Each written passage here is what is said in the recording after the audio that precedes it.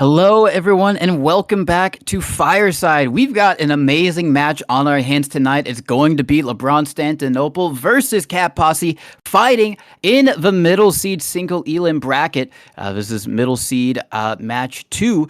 And the winner of this is going to be going on to face the winner of the Covenant versus Estrogen Took My Homie, where everything will be finalized for the playoff seeding. Two amazing teams tonight on over 3 maps. My name's Tcmano, joined by Mustard Overlord. We've got Jay, aka CO, on production. Mustard, how are you doing? And what are you expecting from this match? I'm doing pretty well, Tcmano. This is actually kind of a repeat of the first match we casted together this season, which was also starting on Gully Wash, albeit single map, and also versus these two teams. So, we'll see how much has changed since then. That time, I believe LeBron came out on top 4-2. I think that the Gully Wash is probably still, I would probably favor LeBron, but, it's a 3-map series, and anything can happen. So we'll see if we can get some entertaining TF2 tonight. Yes, we will see. I guess we can talk about the maps. As you just mentioned, Gully Wash is going to be the first one. And that was picked by LeBronStantiNOPLE. Cat Posse responded, picking Snakewater. A few bands later, we end up with Cough Bagel as the third and deciding map. If we get to that point, in this best of 3. Obviously, the new invite schedule, meaning that we have a lot more best of 3s between fairly close teams than we did previously. We were just talking about that earlier. In ESCA, you'd maybe only have 2 best of 3s during the entire season, but now you've got a hell of a lot more, so you always like to see it. And then I guess we can talk about the rosters for these teams. As we did say, first time we casted this season together, Mustard, we did have these two teams up here, and they're going to be back. I'm going to run down LeBronStantiNOPLE, and then I guess you can run down Cat Posse if that's okay with you. We've got Wonder and KJ Quad, a.k.a. Ed, as your 2 scouts. Wonder on flank. He moved over there, and Ed on pocket. We've got Speedy and Saxophone, going to be your 2 soldiers. Jarrett is going to be the demo man, making his invite, not debut, but re-return after a fair few seasons of casting. And the medic is going to be Divine. And then I guess you can talk about the Cat Posse roster. Sure. On Cat Posse, we have Shining Star on Combo Scout, Yum Yum on flank, Yum Yum coming back, Prodigal Son returning from Froyo Tech back to play with his homies. We have Karama on demo, KTB and Toss, Pocket and Roma respectively.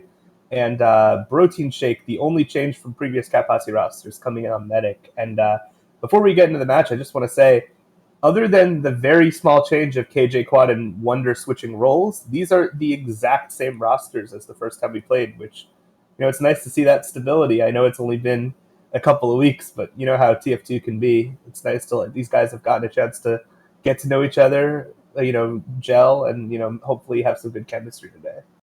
I 100% agree, especially, a few other teams have had a bit of roster shakeups.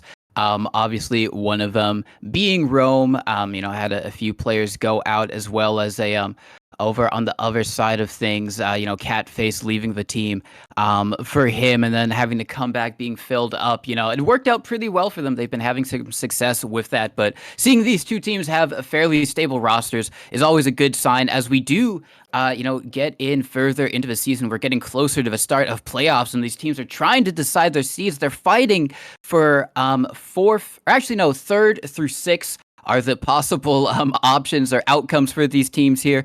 Obviously, they want to win this one, and if they win, then they're going to be locked into 5th they're going to be locked into 4th as the lowest possible outcome for them. So they're currently fighting for a top 4 position at the moment, and then one more match will determine where exactly they're going to be. So definitely a lot on the line. You want to be starting in that top 4, because then you're going to have an easier time going through the rest of playoffs. It's going to be double elim. But for both of these teams, it all starts on this first map on Gully Wash. And as you're saying earlier, Mustard, this is definitely heavily favored for LeBronStantiNOPLE. These two teams not changing their roster much means that we might be expecting kind of a similar scoreline. It was 4-2, like you said. Do you think anything can change from Cat Posse? And if it is, what do you think they need to do to maybe take this to LeBron? Yeah, I think, honestly, you can't always only go on stats, but there was a pretty big demo difference in our first match, and I think it was mostly Kurama being somewhat disconnected from his combo and being focused very hard by the scouts and soldiers of LeBron, and meanwhile Jarrett just playing a really solid game, taking lots of heals, taking lots of Ubers, but being very effective at those Ubers. If I recall, Shining Star actually had a really, really strong game, as she's honestly been doing all season for Cat Posse, but it just wasn't enough at the end of the day. I would like to see, a little more cohesion from the combo, because I do think some of the mid fights were pretty close. Some of the exchange fights were pretty close, but Kurama was just getting picked a lot, and that could be for a lot of reasons. It could be his fault, it could be his team's fault, but I'd like to see them clean that up. But on the flip side, I think part of the reason that Cat Posse was even in that first game was because their scouts kind of outplayed their opponents, but with KJ Quad on combo scout, I think he might be a little more comfortable playing combo on this map compared to Wonder, who looked a little bit uncomfortable himself on Gullywash specifically. So in some ways, this could actually be an even more difficult time for Cat Posse. But we'll see. Yeah, we definitely will see. I mean, like you said, Shining Star was doing well. Yum Yum as well. It just has so much experience under his belt just from playing with Freyotech. And I think that's definitely, if Cat Posse are going to be able to get into this game, like you said, I think it is going to come down to their scouts. Last time we did see a lot of impact from Jarrett, as well as with soldiers. I don't think it was necessarily in this match, but over the games I think we've seen from LeBronstantinople, Speedy and Saxophone have been able to really just kind of get in there. And when you've got all of them firing on all cylinders, you got Ed just going huge, Jarrett just pumping out the damage, Speedy just managing to get behind it. It can be a tall ask if you're Cat Posse to really try and get in here, but we've seen them manage to eke out a couple of rounds from LeBronstantinople previously, so it's definitely doable. They've definitely shown that they can at least convert a few rounds, so that's definitely going to be the name of the game for them. But just speaking, actually, Mustard, as this BO3 as a whole, at what point, if you're Cat Posse, do you say, all right, we're going to give up Gully Wash, we're going to put all our eggs in Snake Water and Bagel? Do you think they've got maybe a better chance converting those two rounds and kind of like expending their energy there and kind of just writing off Gully Wash as a just kind of like a give up to LeBronstantinople? Or do you think if they're going to win this best of three, they got to try at every opportunity?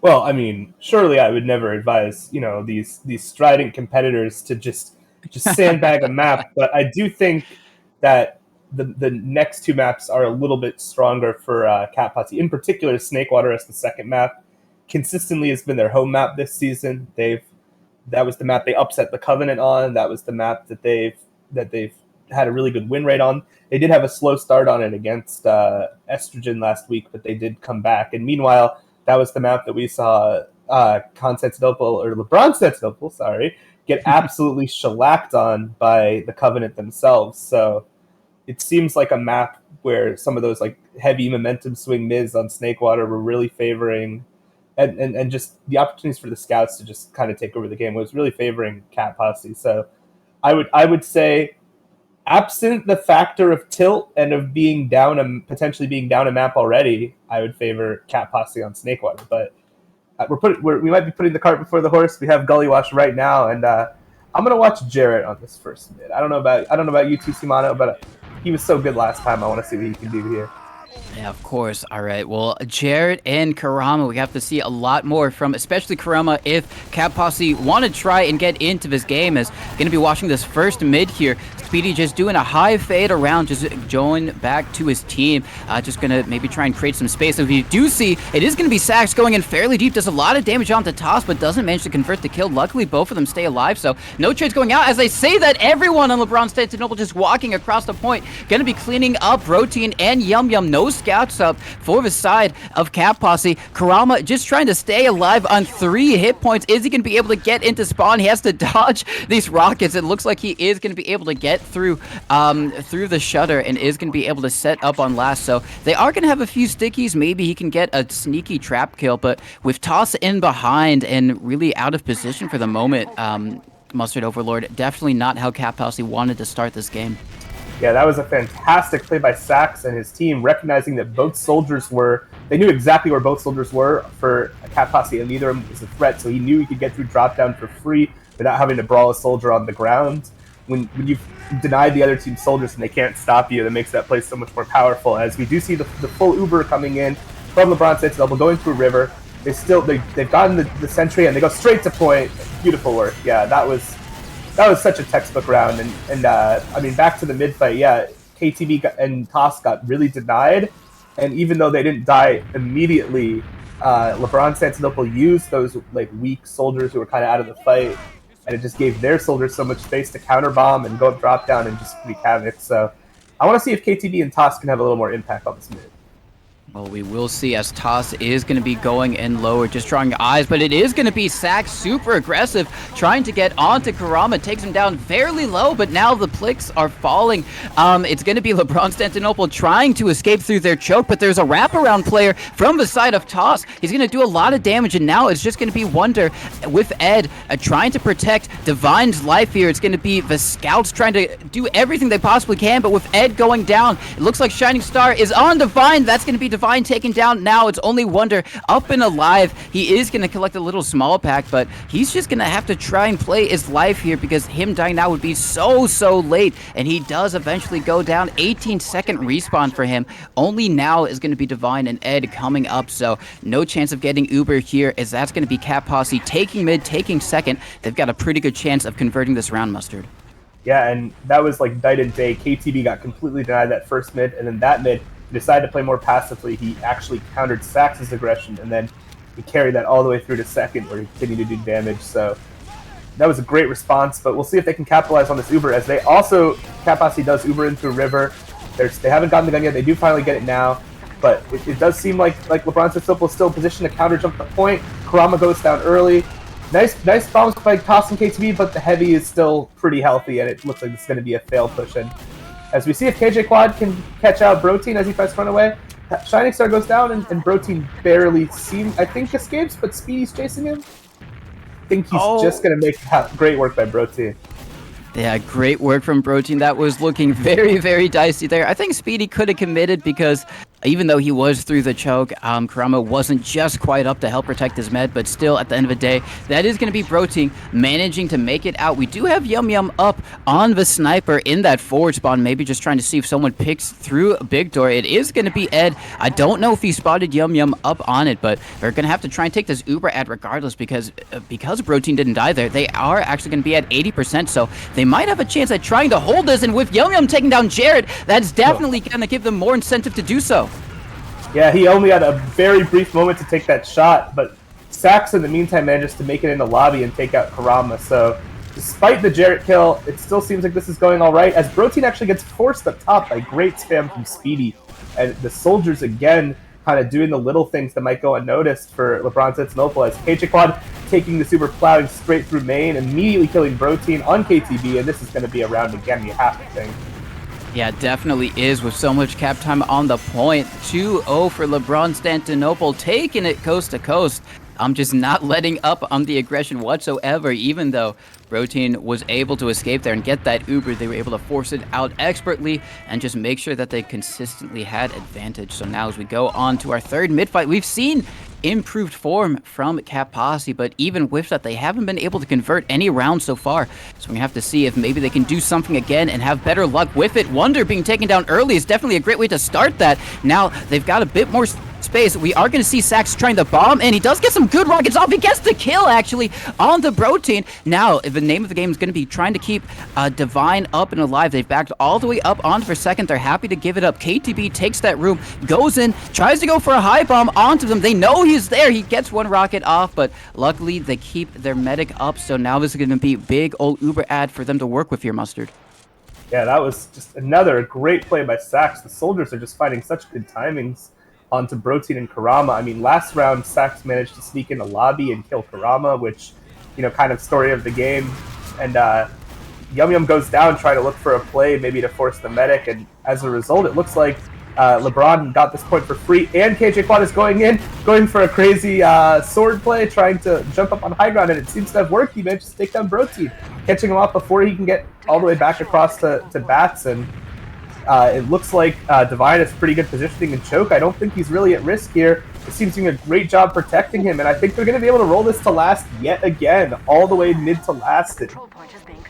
Yes, all the way mid to last. An expert Uber there coming out from Edge, just showing his confidence on that class in that role, is now basically a wipe. They took down basically everyone on Cat Posse. They're only going to be 2 up and alive. Yum Yum does manage to take down Speedy, but it's not going to be enough and buy enough time for his team to respawn. So that's going to be 3-0 for the side of LeBronStantinopole. Gully Wash can be a pretty slow map, but they would make you think otherwise with the pace they have been displaying, Mustard. Yeah, and I think that we were correct that KJ Quad on Combo Scout could make this even more one-sided, because the pace of these Uber advantage pushes, that how quickly they're coming in and how deep they're going, is really catching Cat Posse off guard right now. As Toss tries to turn things around, he trades with Jarrett one-on-one. That's a good opener. Can they recover from this? Sax goes in for a bomb. He manages to die. This is 4v4, and neither team has a demo, but the positioning looks pretty good. From Cat Posse, I think they're going to eventually win this mid. Yes, they might, as it looks like they're trying to re-push in through choke here. It's just going to be a bit of a DM fight, but with more players up, Cat Posse should be able to convert, but Protein going down. Expert stuff from Speedy. Speedy getting another one onto Shining Star. Now KTB and Yum Yum, the 2 respawners from the side of LeBronStantinopole, going to be cleaning them up. And so they might be able to walk away with the point here, but even if they do, they lost Protein, and that's going to be a huge Uber ad for the side of LeBronStantinopole. Divine staying alive that whole entire time, and we're kind of in a repeat of the same scenario we were in last mid, Mustard. Yeah, and that was crazy. Both that Divine managed to live and that LeBron managed to kill Protein. It really doesn't feel like that should have gone that way, but either way, this is another leapfrog-ish situation. But this time I do think it's going to be difficult for LeBron to get in without using. Let's see if they're able to. They're trying to milk it. KJ Quad is slowly working way in, and actually I take it back. It seems like they're going to be able to. Toss's bomb is not effective. He goes down, and gradually, although Yum Yum is kind of wreaking havoc on the flank, this is buying some time for the Uber to eventually come in from Cat Posse. But on the flip side, again, KJ Quad just going big door and taking so many early kills and getting on Protein before he has Uber. He's at 90%. And again, this aggression is really catching their team off guard. They do not have an answer for these just endless pushes, taking multiple points in a row. Yeah, they really don't. They've been so good on it. LeBronStantinopole just giving everything and taking everything that Cat Posse is kind of just giving them at the moment. So now they've got full Uber ad again. It's like they never left it, or they never even used in the first place, because now they're going to just use straight through Shutter. Going to be doing a bit of damage, not finding the kills just quite yet. They do take down the sentry gun. They're trying to lock out the right spawn. KTB picks off Sax, but he goes down immediately as well. They get a bit of cap time on the point, but this is definitely holdable for Cat Posse if they just get on the point. So much cap time. Ed just sneaking onto it at the last second there, but they're able to clean him up. Divine staying up and alive is trying to get back to the rest of his players. Yum Yum is on the chase. He wants it so badly, and he does get it. That is going to be so crucial. Divine dying so late there, and it looks like Yum Yum's actually going to be able to get out, Mustard. Yeah, the power of the winger. As finally we get a nice stand for Cat Posse. You know, I want to see if this leads to more momentum, because they do have a huge Uber advantage. Divine, I think, is barely going to get forward spawn, as I'm watching Jarrett put a pretty nice trap on second. We'll see if that has a chance to do anything. Wonder is up on Cypher, and unlike Yum Yum, he actually came out of spawn and is going on to bats. So let's see if Cat Posse is able to get in without having to use their Uber advantage. It's pretty large. They should still be able to roll this to last if they can find a way in through this lobby forward hold from Jarrett. And this is after the second round where they got a good start. This is their best chance as they come straight through main. Yeah. They pop really early though. Second isn't capped yet. They can't get on the point yet. Are they going to be able to establish positioning? They're going to start going for the cap. They do manage to get a bunch of kills. They're getting cap time. No one can block them, and they do manage to get the round. That was looking a bit scary for them there. Like you said, they weren't really finding any picks, but luckily for them, everyone on the side of LeBronStantinopole were just kind of in their spawn, just kind of waiting out the Uber, and they were able to get some early cap time on the point once they did cap it, and they've managed to take it 3-1. Definitely a start for Cat Posse if they want to try and convert on Gully Wash, only the first of this best of 3, but you definitely want the momentum going in here, as we do see kind of a fade bomb from Toss, but he doesn't get much damage. It's going to be the committal from KTB getting onto Divine, actually. So now no medic up for the side of LeBronStantinOple. Kind of a reverse of what we've seen the past two mids, mustardoverlord, because now it's going to be Protein staying alive. They're going to have to give up mid, but now we've seen a lot of success with LeBronStantinOple pushing in here with full Uber, and we have to see if Posse can do the same thing. Yeah, and I do have to admit, I thought Shining Star maybe could have played that a little bit more aggressive, using the heals to actually peek around choke and try to lower the health of these soldiers. As a result, nice shot on a Yum Yum, but as a result, I think Cat Posse is going to be forced to use this Uber if they actually want to come back into mid. I don't think they're going to be able to get back in for free. And yeah, again, really, I keep calling it out. Really, really good play from Sax and Speedy, salvaging a pretty difficult situation. Their team was entirely on the low ground, not getting anything on mid, and their medic died, but they managed to just bully their way back in, cap the point, and now they're in pretty good defensive position. Yeah, they are. Looks like they are going to give up mid, and they don't lose anyone aside from Sax. Wonder going down fairly low there, but Sax died fairly early, so he's going to be able to get up quickly for his second defense. But they bought enough time to equalize Ubers, but they're just going to be sending in an instant sack. Is going to be Taz flying. He does get onto Wonder, actually. It looks like he was trying to go for Jared, but he gets the Scout instead. So he does trade out. Maybe not what he was trying to do there, but, you know, getting one's better than getting none. Yeah, he managed to sink a couple rockets on the way down onto Wonder, but I don't know if there's going to be much of a counterplay after this sack as a result of that, but I don't think, as Yum Yum looks like he's going for a play as well, Jared is down to 7 HP, but he manages to be okay. Toss is up on Spy. We'll see if he can get anything going, but I was going to say, I don't think LeBron is really that pressured to take any big risks here. I mean, they're in just pole position in this match. They really don't have to repush mid unless their advantage is pretty large, as there's a bit of spy hunting going on. Let's see if Toss has managed to get him cleanly. I don't think they know about him specifically. I think that was just random spam, but we'll see.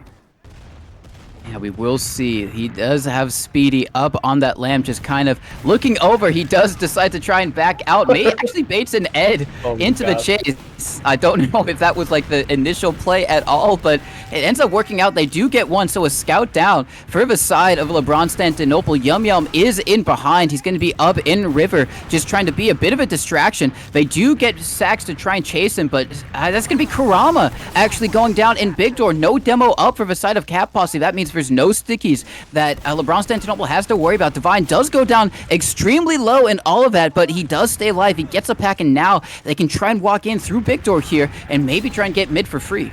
Yeah, no demo. It's really hard to hold Big Door without a demo, as we have a pause. And yeah, Divine, by the way, was that low as a result of the Spy trying to revolver him. He went down to, I think, about 14 HP. But really good work, again, holding on to that Uber and this drive push. Very smart. And again, I didn't see how it happened, but Kurama going down again, it really feels like Cat Posse just, they're out of sync, and it feels like LeBron really has their number in terms of picking Kurama. I don't know if he's overextending or if they're noticing that Protein and Shining Star are playing pretty passive.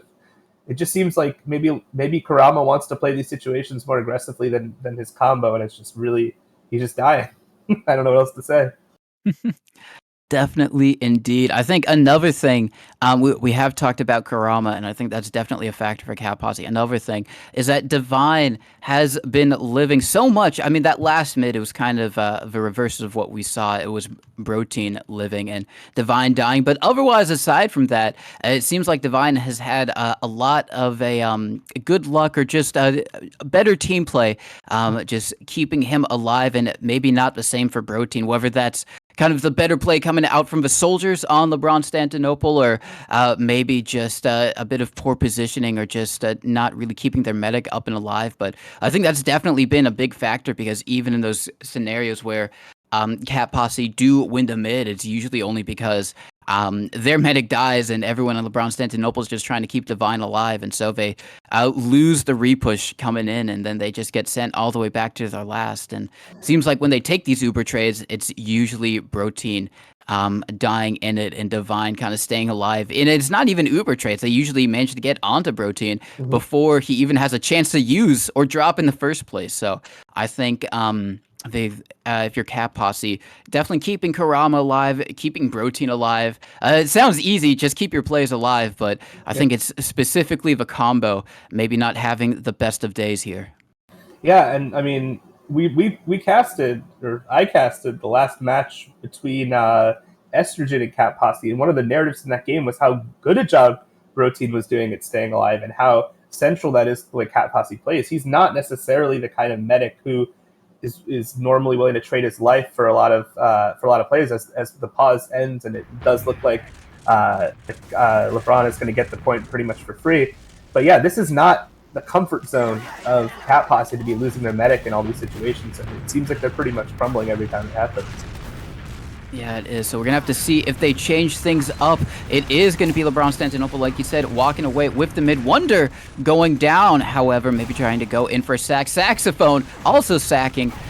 Different instrument there, but it is going to end up in the same result as now. Looks like KTB and Toss maybe want to try and see if they can get through here. The Uber trade is going to come out here. Kurama dying again, not being flashed. Extremely unfortunate. No demo in this trade. Now, if you're LeBronStantiNOPLE, you can try and repush if you really want to. You don't have to worry about the stickies. You know Yum Yum's up on the sniper, actually. I guess he walked out of the forward spawn, so they're kind of 2 down at the moment. They don't have a scout to really just kind of hold the flank, and because of that, looks like Wonder is going to try and go through. He does get caught out.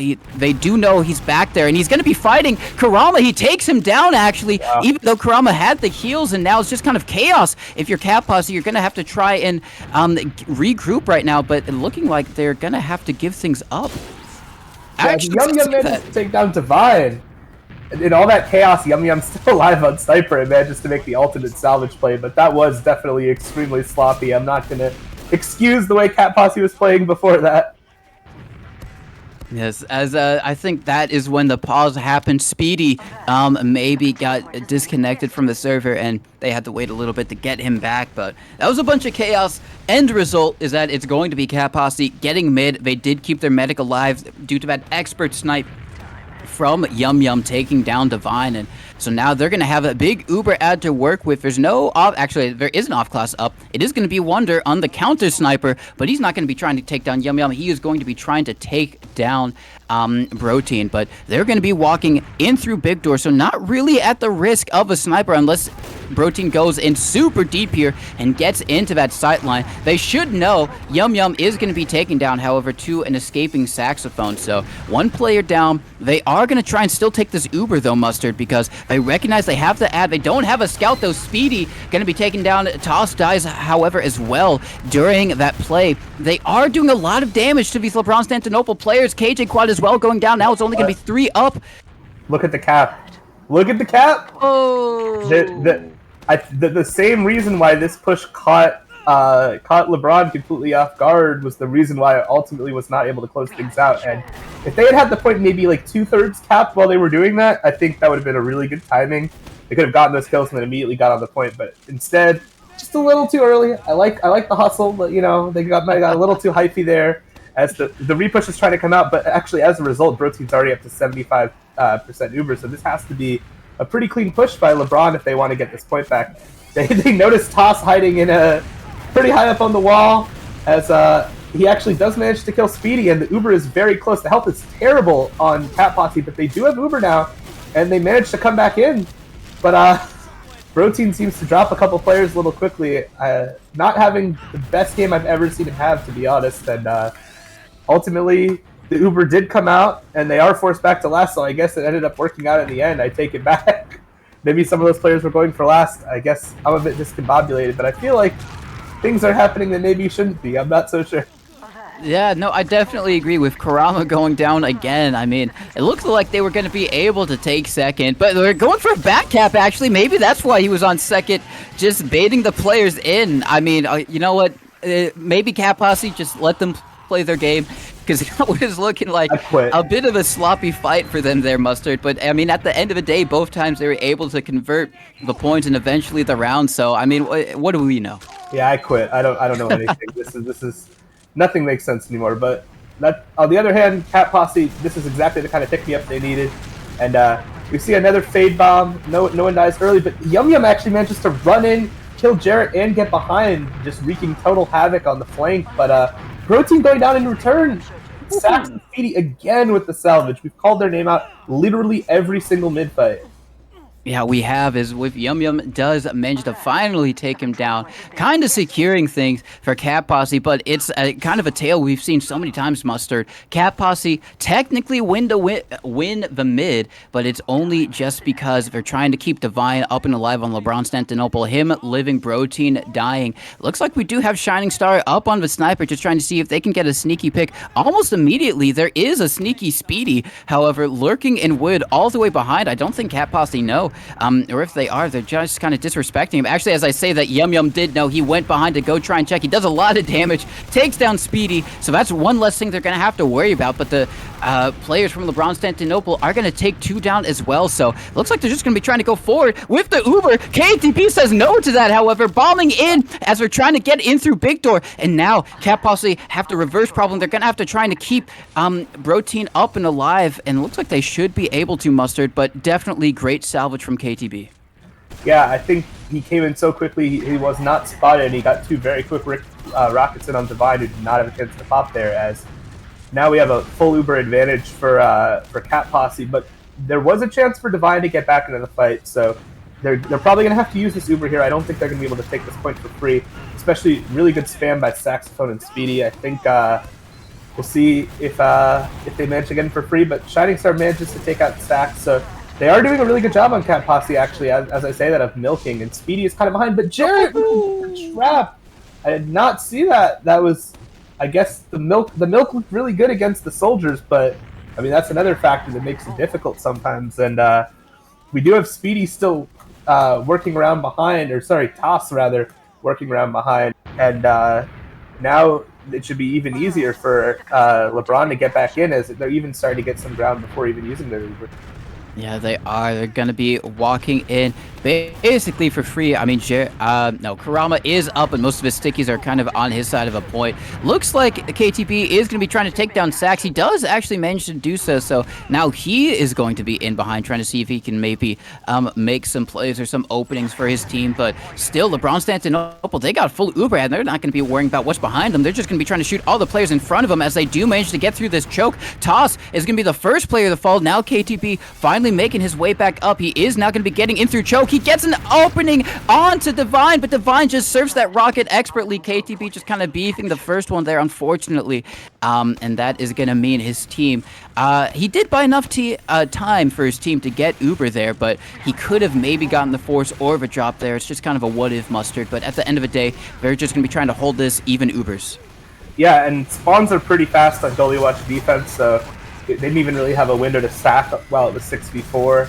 And now we have the full turtle defense that you tend to see with the NG and the heavier pyro. So, although as I say that, Shining Star is thinking about what class she wants to play. I think she's just checking for off classes with the sniper. But yeah, we have a good. Is this our first like true stalemate on last in an entire Gully Watch match? I don't know if we've seen a Uber on Gully Watch last before, actually, but we'll see if LeBron has a good way of breaking this hold. I think we will, and I think you're right. This is the first even Uber last scenario, which just kind of shows how teams have been playing this so far. It's just kind of been momentum-esque rolls coming in from either mid, or we saw it coast to coast from LeBronstantinople. So definitely going to be interesting to see how LeBron tries to break this. They do have Wonder all the way down in water. Looks like he might be able to get a pick onto Toss, however. He just came up from behind him, kind of unknown and unsuspected. Now in kind of a little bit of a 1v1, Wonder's going to have to back off, but they know he's there. He's actually going to be getting some cap time on the point. He gets a lot of cap time on the point, and they are going to clean him up, but that just might be even better for LeBronstantinople, even though they do lose Sax, because even if they lose these players, Mustard, they've still got the threat of the back cap, and with so much cap time on the point, that's just going to make it even more difficult for Cat Posse to try and do something here. Yeah, and that cap time, at least like about a third of it to 40% of it should still be there. If there is no push out, which, as I say that, Wonder does get caught out on Spy, but KTB goes down return. And yeah, I would like to see some form of sack or play involving this cap time. Maybe get a guy underwater and play the point, have a soldier counter jump.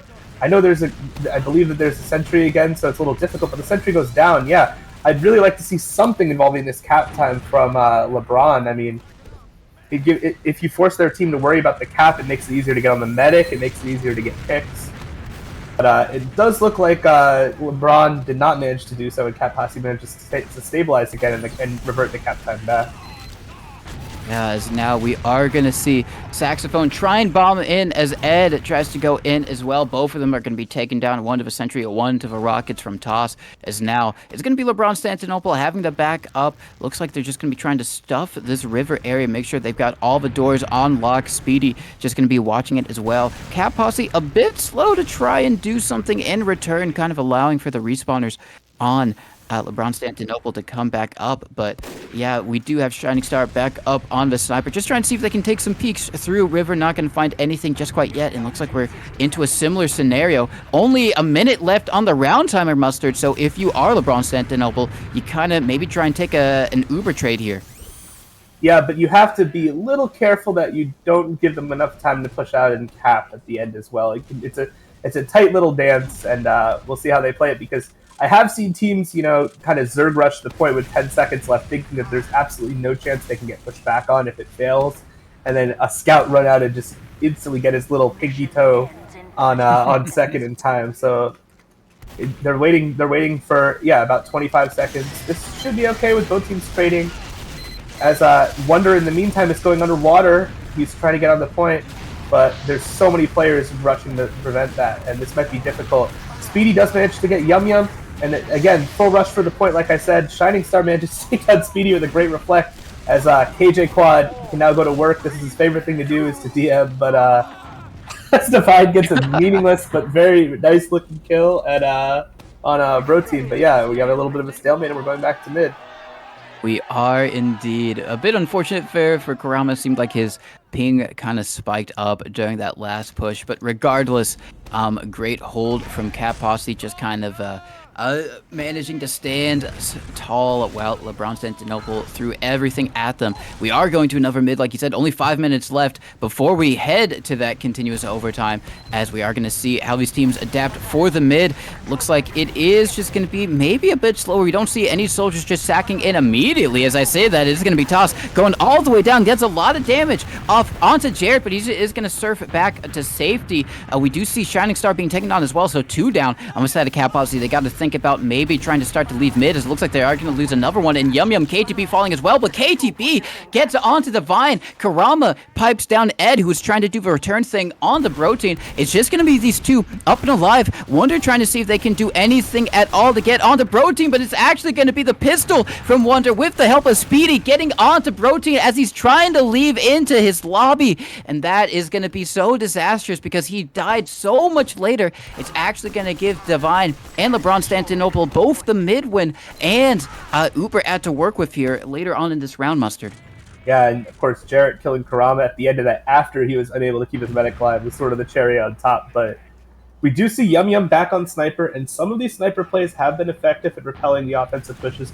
They are trying to get him through choke for free as LeBron, because the demo is late to spawn. I do like this play, but nice counter bombs by Toss and KTB, and Yum Yum and Kurama getting picks. They're going to have to leave it, a little bit overextended, I guess, from LeBron not seeing the sniper in the end, and as soon as they did, they probably needed to back up a little bit quicker. They weren't getting anything there, but a nice repush by Cat Posse, again making good use of that sniper on defense, and they do still have it on offense, and the spawns are in, so I'm presuming we're just going to see some Yum Yum pick class attempts, but he does manage to headshot KJ Quad, and there was a bit of an Uber advantage, as they actually use Uber on LeBron's side, but I don't know how much they're going to get with this. Yeah, I don't think they're going to get much at all. There is a Toss just hiding up and above. They didn't really spot him. Looks like he's just going to be trying to get onto the Vine regardless. As now the Uber's coming in from Cat Posse. They are going to get onto the Vine, just kind of securing that medic kill. Even if they don't get anyone else here, it is going to be worth it. Looks like LeBron wanted to try and get back in through that choke, but they had it locked down. Ed falling as well. They are going to be able to take down KTB. That was the only person dying there from the side of Cat Posse. Otherwise, a wipe. Everyone on LeBronStantinOple going down there. I don't mind trying to refight that there, because you lost your med, maybe trying to get onto Bro Team, but they just kind of went in through the smallest door on the map there, and they all just kind of paid the price because of it. Yeah, the bigger problem there was them not realizing how quickly Cat Posse had Uber in the first place, and their med was in a vulnerable position, and it kind of looked like the inverse of what we were seeing earlier in the match with a surprisingly aggressive play with the Uber advantage from LeBron catching out Cat Posse. As now it's a full Uber with a sniper as well, which does make things a little more difficult. We'll see if Yum's able to make up for it by hitting some really nice headshots as the Uber comes in. So far, they have gotten Wonder, they have gotten the Sentry, but the health isn't exactly great on either team. This could kind of go either way. The next will determine it as KJ Quad is really doing work. Yum still doing work on Sniper, and it's a 1v1. Is he able to hit some ridiculous shot? I don't think so. Yeah, spawns are coming in. So Yum did about everything you can reasonably expect a sniper to do on an Uber advantage push where he's usually not particularly useful. So great work by him, but it just wasn't enough. KJ Quad with a great stand on last. Yeah, KJ Quad hitting a bunch of shots. We do have Shining Star up on the spy, kind of hiding in this big door area. Just is going to be able to sneak through. They haven't spotted her just quite yet. Is going to trying to see if they can get the stab onto the Vine right now. I don't think they're expecting the spy just because things are now just starting to even out, and both teams wouldn't really quite go for a sack attempt yet before they have Uber of their own. So they're just trying to see if they can make sure they get all of their defensives in store. Is now Shining Star just trying to see if they can get that opportunity. Great stuff, however, for Cat Posse, as the server time or the match time is going to be trickling down now, and we are going to be heading into continuous overtime. Shining Star declose, gets the stab onto the Vine. Really great stuff. Is going to be taken down from a nice play from Jared, but now the Uber coming in from the side. Oh my god, a great shot from Toss onto Jared as well. We are going to see maybe a shove attempt from the side of LeBronStantiNOPLE, but with all of them going down, and now the server time going down as well. This is continuous overtime, and really great stuff from Cat Posse. They already have KTB on the point, Mustard. This could be another round. Can be, and it will be. That was really well done by Shining Star, and honestly, really well done by all of Cat Posse, because they got really close in Big Door, right, to try to create a distraction for Shining Star, and as soon as Shining Star killed the medic, they knew we can turn this from a distraction to like an instant push and just fully wipe them and win the round, you know? They didn't wait for just a dry Uber push. They saw the situation clearly, and that was really well played. As we'll see what happens on this mid. I'm watching Toss as he goes for a high bomb. A bunch of soldiers flying around in midair, and so far no one's dead. We might get a slightly slower resolution here, but KTB goes down on the ground. Shining Star manages to take down Wonder. Sax manages to take down Karama. As this fight could still kind of go either way, but the high ground of KJ Quad just managing to clean up the last couple plays. Yeah, really. Oh yeah. I was just gonna say a nice rebound by LeBron after a pretty devastating way to lose the last round. It was devastating indeed, but we're at the moment where the next person to convert the round is going to be the winner of Gully Wash. Obviously, we got a couple more maps, but if you're LeBronStantiNOPLE, you definitely want to win this. This is your map pick. Definitely one of the maps you had probably a better opportunity of winning in the grand scheme of things. So if they can't convert this first map, they're going to have to really look towards the drawing board going forward. But it is going to come down to this Uber push. They got full Uber, and if they are going to win it, this is definitely a great opportunity for them to do so. Looks like they're just distributing all of those buffs, so their flank just doesn't die immediately, as they do use in through Uber. Toss maybe getting caught there. Taunts. Maybe he could have maybe gotten out just distracted, but because of that, it looks like Cat Posse are just going to be trying to get in. They do a lot of damage, but they take so much more, and with so much, only 2 players up and alive, Karama and KTB, it's not going to be doable. Toss now tries to bomb to the point. Maybe selling things just a little bit there. I mean, they were at Uber, just had, you know, what can you do? But still, that is going to be LeBronStantiNOPLE walking away with it 4-3. Yeah, at the end of the day, they were throwing a lot of rounds. They were letting Cat Posse back in, but that last round was clean by them. I have to say, I'm not a huge fan in 2023 of the demo and water on the defensive stand. I feel like teams have just gotten too good at noticing that and just killing everyone else first, which is what happened. That was why that was a little bit drawn out in the end, but it was never going to go any other way. So, but at the end of the day, you have to give Cat Posse credit for their mentality, because they easily could have just gotten rolled 5-0. There was actually a moment, I believe it was 3-0 for LeBron,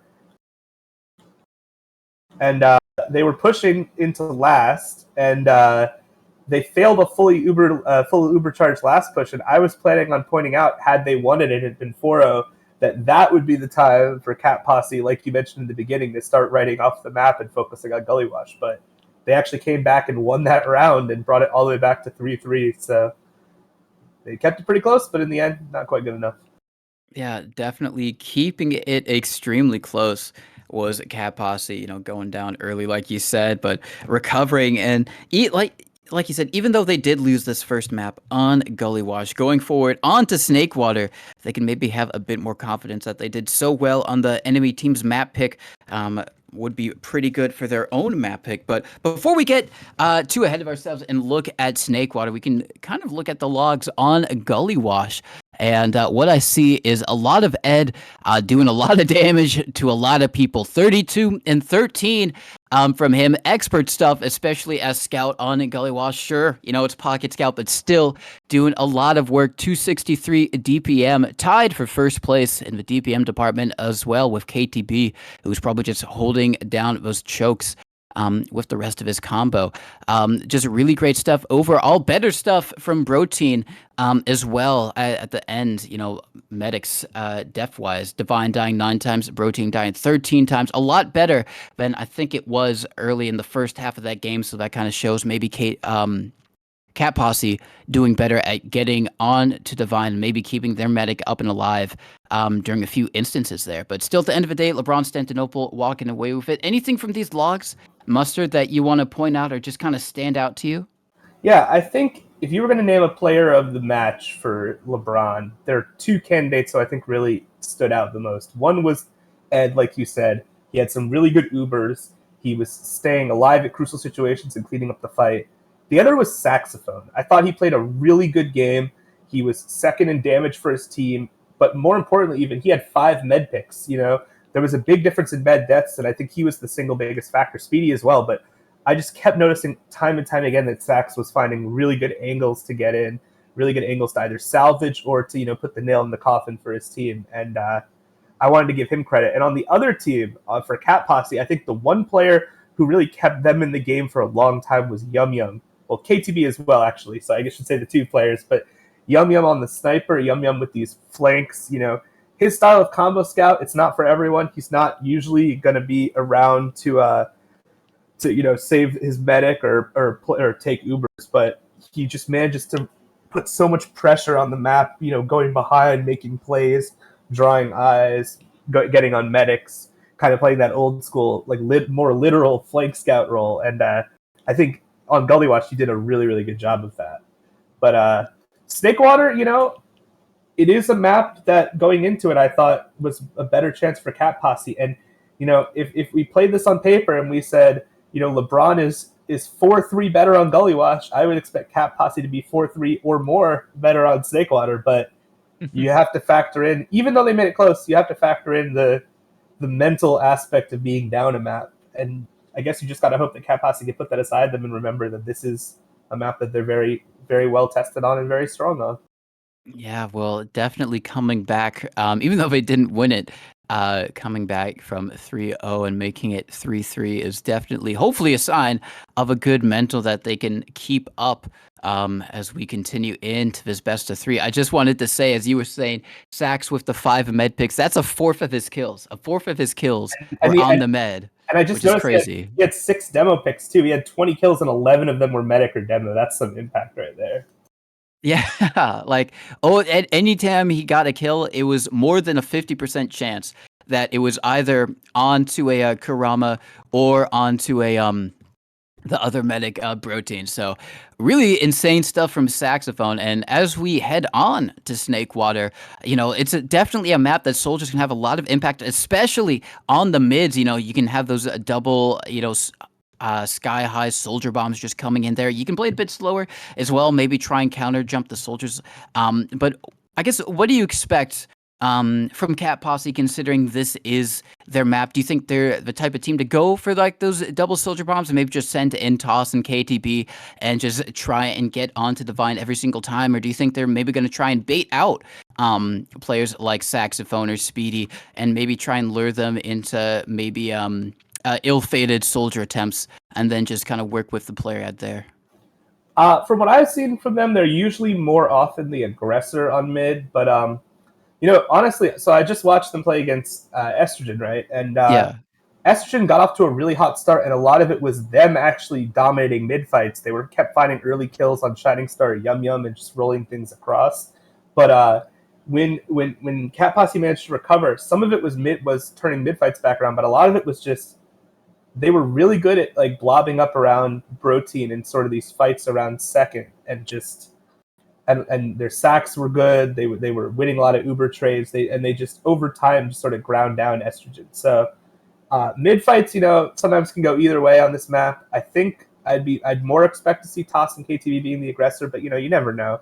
It could be both teams, just on this map kind of having a bit of a standoff with their soldiers just spamming from high ground. But I think if Cat Posse wants to get back in the series, they're going to have to show what they're really strong at, which is sort of the Shining Star and Protein unit just like taking space, staying alive, and just sort of moving together as a group. And hopefully they're able to do that a little bit more than they were on Gully Wash. Definitely, definitely. Because as we saw things kind of slow down there, they were had a better shot of doing it, but this time we are going to see if maybe they can convert it. Interesting that you say that Cat Posse had a bit better success, on their second. And just kind of blobbing up and keeping Protein alive. As you said, Protein, previously maybe a bit known for being able to stay alive and just play with his team. So hopefully we're going to see kind of a return to form here on Snakewater, where, medics can definitely get caught out on mid, even on second. It's kind of one of those last few maps where just sending in a single soldier through window can definitely do a lot of work and still has a good shot of getting onto the med. You don't necessarily need to expend the two people and pressure as hard as maybe you would on a different map. But regardless, we are going to see if maybe Cat Posse can win this next map. It is already going to be LeBronStantiNOPLE leading 1-0. They won on Gully Wash, their map pick. Snakewater, now Cat Posse's map pick. Bagel is going to be the third map if you're just joining us. And these teams are fighting for 3rd through 6th in the playoff standings, depending how this match goes and the follow-up match goes. It's going to determine where they end up. So definitely a lot of stakes, a lot of pressure on the board for these teams to deliver and try and get into that top 4 spot, which they both definitely want.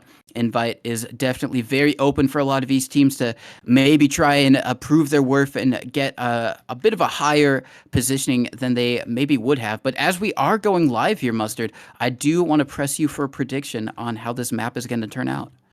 Well, I might just be saying this because I'm Jewish, but I could really use a bagel right about now. Okay. I'm really hoping that we get a nice little. I'll say 4-3. You know what? Let's have some symmetry. Nice little 4-3 for Cat Posse, and bring us to Bagel. Give us a nice 3-mapper. Let's go all night. Let's go. All right, well, now we are going to see as the soldiers bomb in. It is going to be Sax being taken down, not finding much with that bomb. Kurama, however, does fall, the only player falling on the side of Cat Posse because everyone else is just going forward, cleaning up the LeBronStantiNOPLE players. Jared falls. Wonder is trying to keep the Vine up and alive. Wonder kills and gives up his life to maybe try and keep the Vine alive, but no, the 2 scouts, Shining Star and Yum Yum, are just going incredibly deep, finding that kill, making sure they have 100% Uber ad to work with here on to last. And now that is going to be a really great mid win for the side of Cat Posse, coming in here with the aggression, with the momentum, gaining it. And now we're going to have to see if they can convert it onto this last. Did I say 4-3? I meant 5-0. Clearly, this is easy for Cat Posse, but yeah, they have full Uber advantage. They're just waiting for Kurama, who again was the only guy who died on that mid. They're just getting ready for normal shutter Uber. We'll see if they manage to, take it pretty cleanly. Sax gets hurt right before the Uber. As the Uber comes in, they do manage to locate the sentry gun eventually, maybe, kind of. And not a lot of cap time yet. The Ubers have already run out. So far, they haven't gotten much, but they have taken some good positioning on right. But Jared manages to kill Yum Yum as he goes for the point, and I think this is looking pretty good overall as a hold for LeBron. We could still see it go either way, but yeah, Kurama. It just took them a little too long to get the gun. They weren't able to clear the stickies off point. When they went for cap, Jarrett managed to blow up Yum Yum, and that's exactly what you want as a last defense, to make it so that all they get is just establishing positioning on that other side. You can't really stop them from doing that, but if you can stop them from managing to like get across with the Uber or get lots of tap time with the Uber, you have a good chance of holding it. As Shining Star's on Sniper, so we'll see if that comes into play here. Yeah, everyone on... Actually, it does come into play as Shining Star does take down Saxophone with a really great headshot. They should still have to give it up. Actually, with Wonder going down, maybe they won't. They are going to be backing up. Kurama does trade with Speedy, a bit better for the side of LeBronStantiNOPLE in that specific trade, but they do have their Uber forced out. Only going to be 3 up and alive. Toss looks like he's going to be trying to get in through window, maybe sneak behind him, but Jarrett read him like a book, had the stickies ready, and that is still going to be Cat Posse keeping hold onto the mid. Now they've got big Uber ad to work with themselves. They are probably going to wait for the respawners, considering they don't have to wait that much. They got the forward spawns in hand, and Shining Star, however, Mustard, is still up on the sniper, not dying there. So that might be a bit of a thorn in their side as they try and push on to second here. Yeah, we have to see if LeBron decides to use that to send players behind or if they're just going to end up giving up second. As Shining Star is walking in pretty deep with the rest of her team, but it's looking like they might be trying to get this for free. We are very close to Uber on the side of LeBron, but their positioning isn't very good. And with Speedy going down, yeah, I think this is just going to be a last hold with their Uber disad. But hey, or with their even Ubers now. But hey, you know, at one point it looked like they were going to instantly get rolled this round, and we're back to a pretty even situation. So they've stabilized eventually, and Shining Star obviously still being on sniper, having never died. Let's see how they plan to use that pit class. Yeah, well, looks like they are going to try and send KTB in through drop down. Kind of getting stuffed there. Toss takes down the sentry gun and all that chaos through lower. And it's open for LeBronStantiNOPLE to try and sack themselves. I don't think they are going to do so. They're just... Actually, no, Saxophone does try to... I eat my words there. Toss is going to pick him up, but still with Cat Posse having Shining Star up on the sniper, just going to be trying to peek all these doorways. Looks like they're going to be trying to go through drop down, just trying to peek this angle, maybe see if they can get a little shot off onto someone peeking their way. Won't quite happen yet, but they do know that the sniper's up if you're LeBronStantiNOPLE, so you just got to be watching all these doorways, making sure you don't play into that sniper sideline. But with Shining Star going down and Taz going down, this might open things up for them. Yeah, and KTV very low as well. That was really well played by Speedy, just finding the window where the sniper wasn't being very well protected. But doesn't look like we're getting much of a push out. I think with the advent of the 3-minute round timer, you know, you really need to have a pretty good advantage to want to push here. As we do eventually get a 2-man, I feel like that 2-man was kind of late, to be honest. I feel like you would have wanted to see that a bit earlier, because now you have, you know, all 6 players back up and 12-second respawns for those players. But Shining Star on Spy, so I think actually, you know, they might have lucked out here. I don't think a lot is necessarily going to happen off of that, but we'll see. Especially now with KJ Quad taking out Karama on Sniper. Yes, that is a really great pick from Ed right here. We do have Shining Star making their way in on the Spy class. I don't think they would know because they're not expecting any sacks, especially with Karama going down. Ed is going to go down to some nice rockets from Toss, kind of a counter sack coming up there. Shining Star in so deep, was so close to the Vine, not decloaked though, so wasn't able to get the stab just quite yet. Now they're just going to be trying to spam, maybe be a bit of a distraction so Shining Star can get the pick, maybe onto Jarrett, maybe onto the medic. Looks like it is going to be onto Jarrett as KTB goes in as the distraction play. Now no demo up for the side of LeBronStantiNOPLE. That's going to call the Uber out from Cat Posse. If they're taking it in, they finally get the trade out. They haven't gotten the gun down yet. It is going to be, I think Shining Star got flashed in that Uber because they were shiny, and they do try and sap the sentry gun. Wonder takes that down, but it's going to be Shining Star being taken down. A lot of damage onto these escaping Cat Posse players. An excellent hold from the side of LeBronStantiNOPLE. Maybe a bit dicey there when they lost Jarrett there early, but they would make sure they didn't lose anyone else. They're able to convert on to second. It looks like they're going to be trying to go forward on to mid here, Mustard. Yeah, Shining Star again is on Sniper, so let's see what she can do. Already changing the game by stabbing Jarrett while disguised as a medic, and then getting flashed while disguised as a pyro. And on top of that, taking down KJ Quad. But Karama goes down on the flip side. The health is really bad for LeBron rather, but they did manage to get positioning on mid. And with the fear of the heals coming in from LeBron, they are able to take this, and they do have about a 50% Uber advantage. Shining Star still on Sniper. Let's see how they manage to get in a second without getting forced instantly, or if on the flip side they plan to use right away. Well, it looks like they are opting to take this in through Saw. They got their combo there, just kind of healing people up. Looks like they maybe want to try and milk this considering how slow they're going. They are going to be able to take down Shining Star, so I think that's going to be the last of the second defensives for Cat Posse. They're just going to head back to their last. They did buy enough time to get their own Uber, so at the end of the day, losing Shining Star there, not too bad for them. As now things have evened up. It's now LeBronStantinople's time to try and see how they want to try and break this last hold. It is going to be sending a soldier in through drop down. Does do a lot of damage off onto KTB, and it's actually going to be the combined efforts from Ed taking down KTB. Shining Star up on the Pyro, just running in forward. Gets the Uber Force out from the side of Divine. LeBronStantinople have to use their Uber. Really great aggression from the side, and it's just Shining Star still does so much damage. Gets onto Divine, and now the collapse from everyone on Cat Posse just cleans them up all the way in lower. Really great flank play from Shining Star on the Pyro, showing that, you know, all classes have a bit of viability to them in the right scenarios. Maybe Kawa take notes, and now it is going to be Cat Posse running forward. It is going to be an escaping soldier. I don't think they are going to be able to get out here. Yeah, the stickies from Kurama locking down Sax, but Wonder onto Protein. It just never ends, Mustard.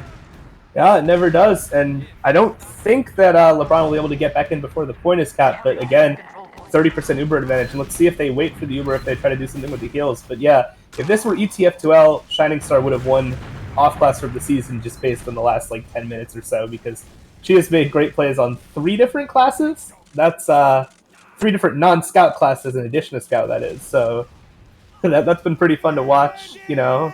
Who's to say that we can't enjoy a little bit of meme classes and 6s every now and then, but we have about a 40% Uber advantage for Divine. Wonder is still on Sniper, as is Shining Star. Wonder is actually, I take that back, he's going back all the way back to spawn to switch off, so this is going to be a similar situation to what we've seen before, where if LeBron wants to push, they're going to have to do so into a Sniper. It does look like they're trying to move in a Saw and find an angle to do so.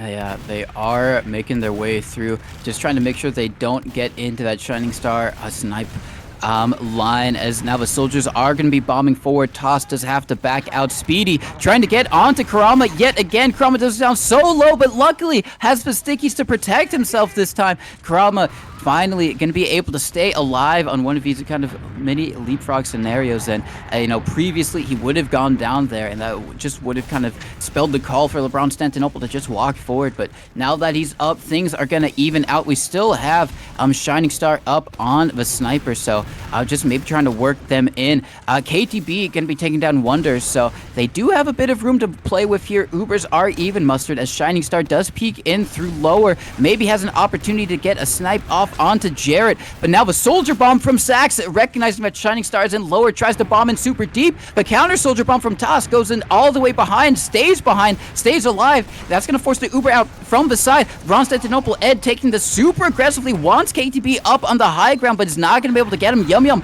taking him down, as everyone on LeBronStantinople have to try and escape, but Toss, he was still alive in the back lines. He's going to be getting too Speedy and Divine all going down. Now it's just going to be Jarrett and his scout buddy Wonder up and alive. Everyone else is respawner Saxophone up on the heavy, just waiting to backspawn, I believe, and is going to do so. Is now a really great play from the side of Cat Posse. He's still in the forward spawn, just kind of waiting. Now does go back, but what Mustard Overlord, really great stuff from Cat Posse.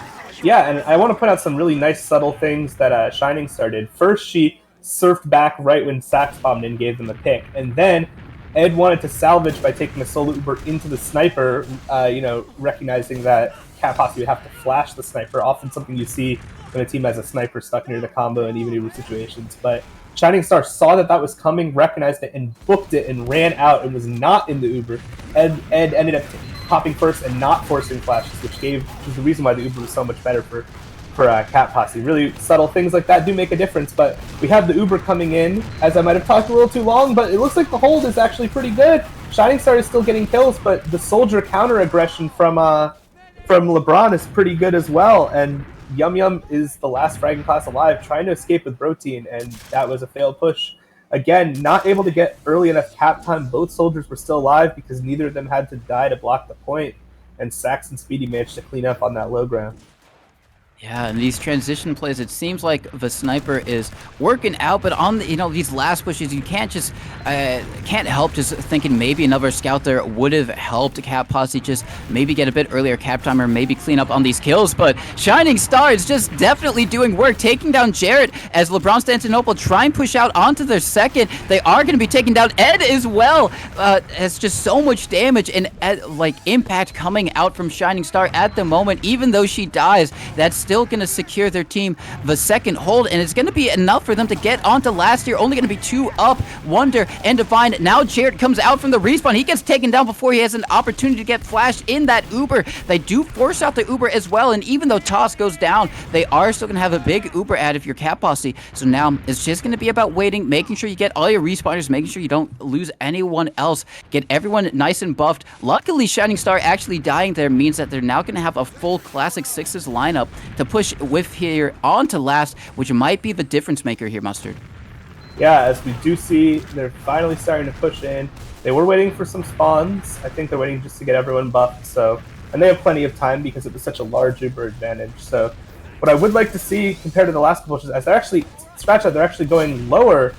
This could be risky, but they haven't had to pop the whole way. So this totally caught LeBron off guard, and I think that's going to be the reason it works out as they get some kills from the spawn. And yeah, I think when LeBron saw Cap Posse move in a lobby and stand near that shutter, they basically thought there was no way they were pushing from any other doorway. So actually, there was no sniper train on them, there was no soldier hitting them with early spam, so that was actually a pretty smart idea for Cap Posse. And the first round goes to them. Yeah, they baited them out expertly, did the jukes, and now we're going to have to see if they can have a similar showing in this next round. A pretty long one, almost about 15 minutes, but at the end of the day, going Cap Posse's way, we're going to have to see how this mid shakes out. Both soldiers not doing things too aggressively, just going to be happy to spam. As I say that, Toss goes in for a nice big bomb, trying to get onto Jared, does a lot of damage. It's going to be Shining Star with the cleanup kill, but everyone on the side of LeBronStantiNople are just cleaning up these bombing Cap Posse players. Protein is going to go down. Shining Star in a bit of a 1v1 with Wonder does manage to win that, but it's now is going to eventually fall in their own lower end. It just seems like they expended a bit too much trying to get onto Jared right there, Mustard, and at the end of the day, just everyone else on LeBronStantiNople just shot them and got the kills. Yeah, I feel like on Snakewater, you either want to be bombing early or you want to be bombing off of some form of damage, but Cap Posse didn't really do either. They didn't bomb particularly early in the mid, but because Karama had kind of gotten owned early in the mid and was waiting for an arrow, it wasn't like there was like massive damage on height or on the demo or something that they were specifically going on. It felt like they were just going to force the aggression, and there was just really good positioning on the other side. As Karama does take down Sax with a trap, I don't think they have time to wait for him. Let's see if the 6v5 Uber advantage push still comes in. I think it probably will. Yeah, it looks like they are going to have to try and go with it because Protein is already at 80%. They use in through Shutter. They do take a bit of space here now, finally, eventually taking down the sentry gun. They do manage to take down KTB, but Protein is so close to their own Uber that it might not even matter. Now they should try and keep Karama alive, but Karama gets 2 onto Ed and Jared. We do see a late soldier sack come in, does a lot of damage onto Protein, but an expert surf from him is going to make sure that he stays up and alive. Full Uber ad for Cap Posse to work with here, as they are going to be getting out onto second, just making sure everyone on LeBronStantiNople has to go back to their own mid. And really great hold from the side of Cap Posse. They've got full Uber ad to work with here. Looks like they're going to be trying to take this onto mid as well, Mustard. Yeah, and everyone's been there where you have to push, the rules require it, but it's not going to go that well, as KJ Quad sniping in the double forward spawn, but getting forced out. He did manage to force the Uber out really early, though, so we should have a leapfrog situation. But yeah, when you're in that situation where you already lose a player before the push, they're already at like 75% Uber, but you feel like you're obligated to push anyways, as we actually see an Uber push come back in from LeBron before the cap goes off. They managed to block the point. On the flip side, though, they lose Wonder, so we might see a bit of a brawl here. You expect to see both teams not wanting to give this up, but there are players behind for Cap Posse. Can they swing this fight? So far, it doesn't look like they can, because both medics managed to go down, but Yum Yum is just wreaking havoc, and it's a 1-on-2 for him. And both soldiers, he's going to win this against Sax. I think, no, Sax wins the MGE battle. Been playing that ammo mod Snakewater, I guess. Yeah, it was actually kind of more of a 1v1 because Speedy was all the way on second trying to start the back cap. So if Sax lost that, that would have been disaster for LeBronStantinople. No one was really quite there to help him win that fight. But luckily, he does win it. So now they are going to be able to get on to second. Both medics dying there. So things are basically going to be even. A bit better for LeBronStantinople, winning the mid and winning second, or keeping hold of mid and winning the second as well. Good stuff from them, like you said, just pushing in before Cap Posse had an opportunity to cap up that midpoint. So now they're going to have to try and see if they can break things on last. Definitely a bit of a slower game. Snakewater than what we saw on Gullywash. I think a lot of that is we haven't seen a clear momentum shift specifically on second. We've seen a lot of them on mid and a few of them pushing out of Lasser from great last holds, but second has kind of been where momentum goes to die. I mean, that's the other thing that's different from Gullywash, right? Is more failed last pushes. A lot of the last pushes on Gullywash were very clean from LeBron in particular, and on the flip side, both teams have really been struggling to break this last hold. They've been being forced early. They've been spending most of the Uber to get the gun, not really getting much with it other than just, standing on that right platform, but without much to show for it. So you want to see if they can turn that on. And also in these sorts of even Uber situations, it's been rare for teams to really create a great advantage, as most of the time it's been them failing a push and then the other team pushing back out. So we'll see what happens here as Wonder goes for a bit of a solo sack. Posse is trying to make a play off of it, going all the way behind. I kind of like this play. Put a little pressure on them. He manages to get cleanly in the saw. So let's see if he chooses to try to go for the respawning Wonder, or as he is spotted. Let's go either way.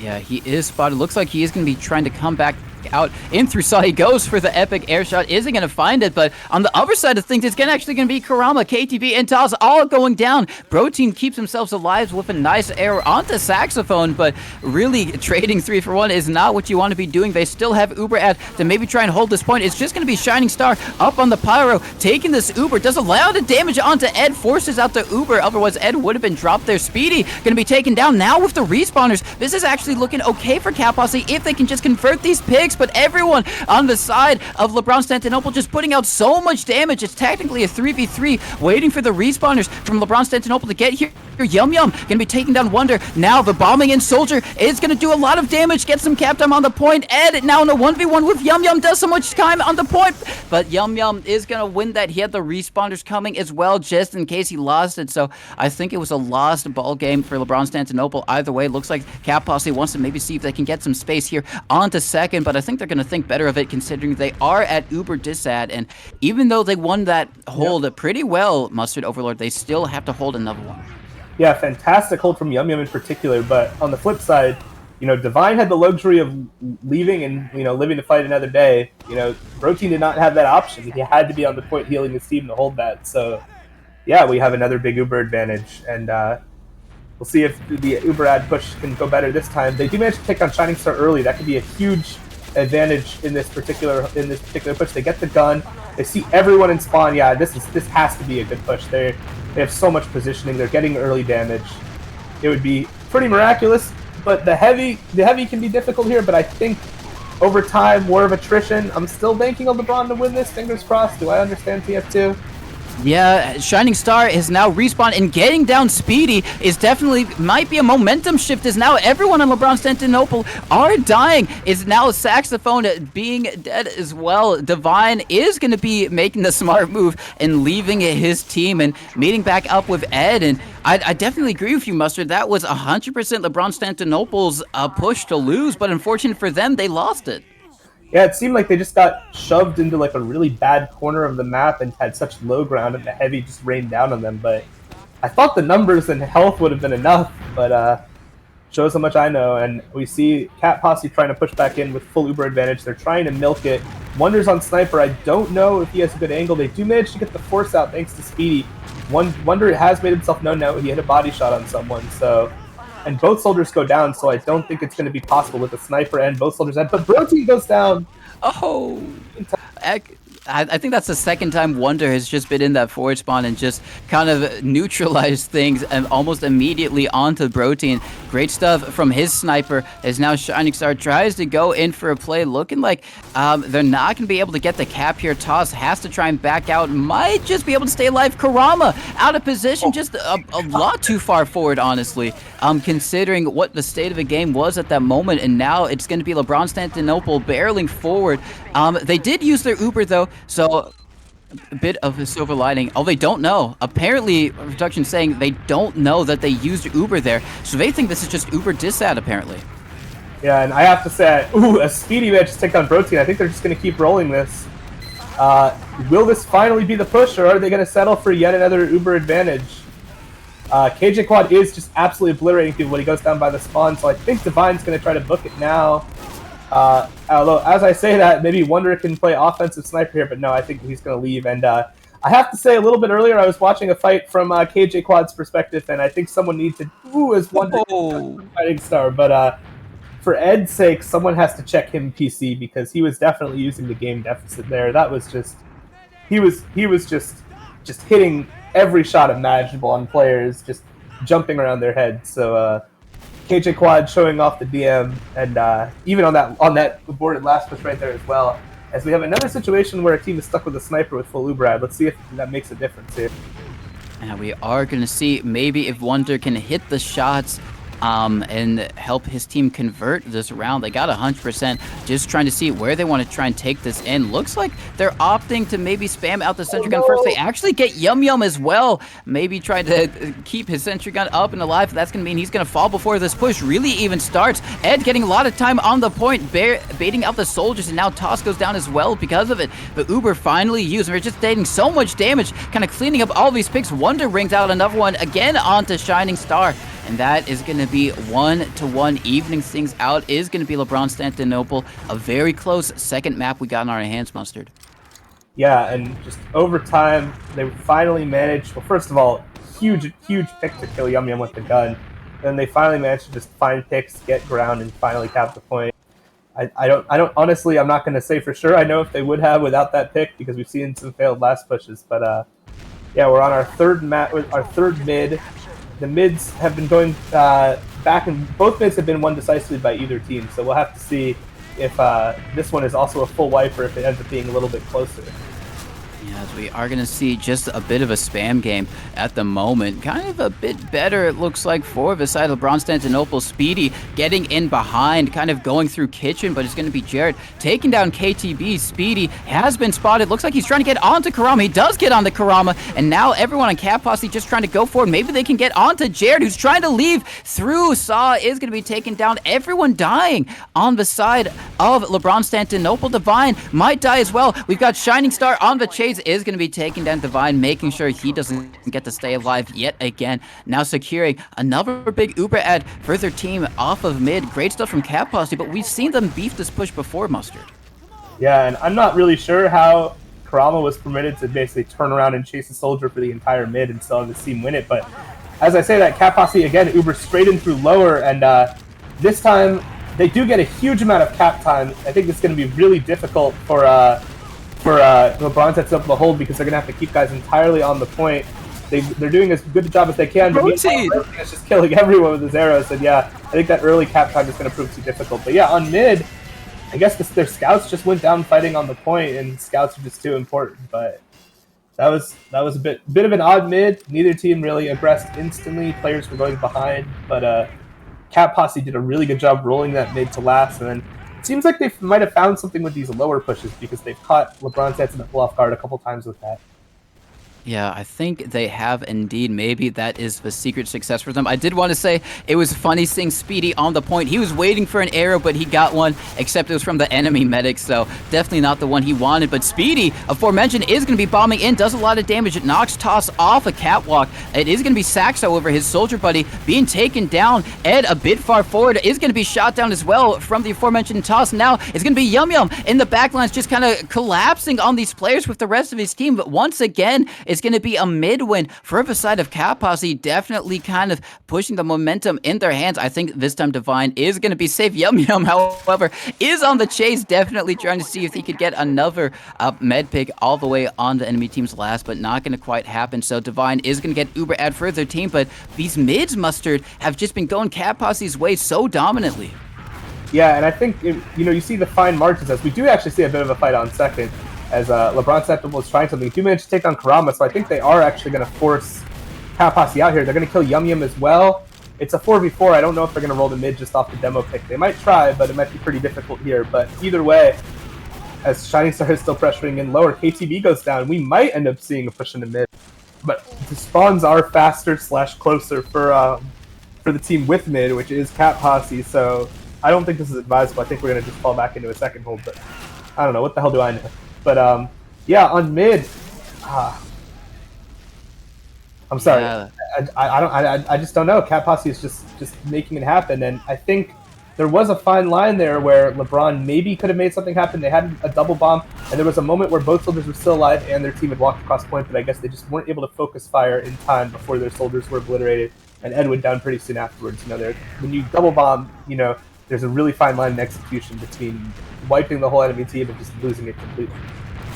Yeah, there is. Now we are going to see this time Toss going in for a big bomb, trying to collapse. Oh my god, great air shot from Sax onto Toss. He's been having a lot of air shots this game so far, but a really great one onto Toss, taking down both soldiers. So now, no soldiers to deny these chokes and to stuff them out, meaning that it's going to be free for LeBronStantiNOPLE to just walk through, which they do indeed. Now it looks like they're going to be trying to go in through lower. That's where Jarrett's heading with the rest of his team. He's kind of leading the push right here, just trying to lock down the forward spawn, but he gets taken down because of it. Maybe a bit disconnected from Ed and not going to be in the Uber as both Ubers are used. Looks like Cat Posse trying to chase just a little bit, see if they can get any space for it. Is still no demo ups and no stickies that they have to worry about. They're all trying to get in through lower, but they've got that unlock if you're LeBronStantiNOPLE. But Saxophone goes down, Ed goes down. It's just going to be through Yum Yum getting in through Saw, and now everyone else is going to be coming in as well. Wonder and Divine gonna have to back up through their own Saw onto second. Looks like Shining Star wants to try and chase this just a little bit,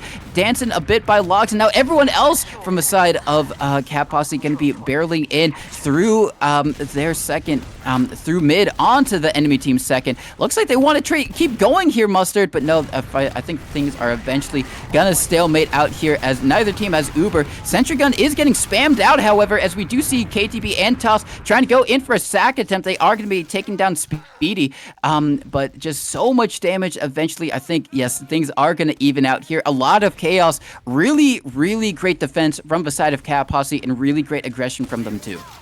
Yeah, absolutely. As they were able to repush mid with no demo.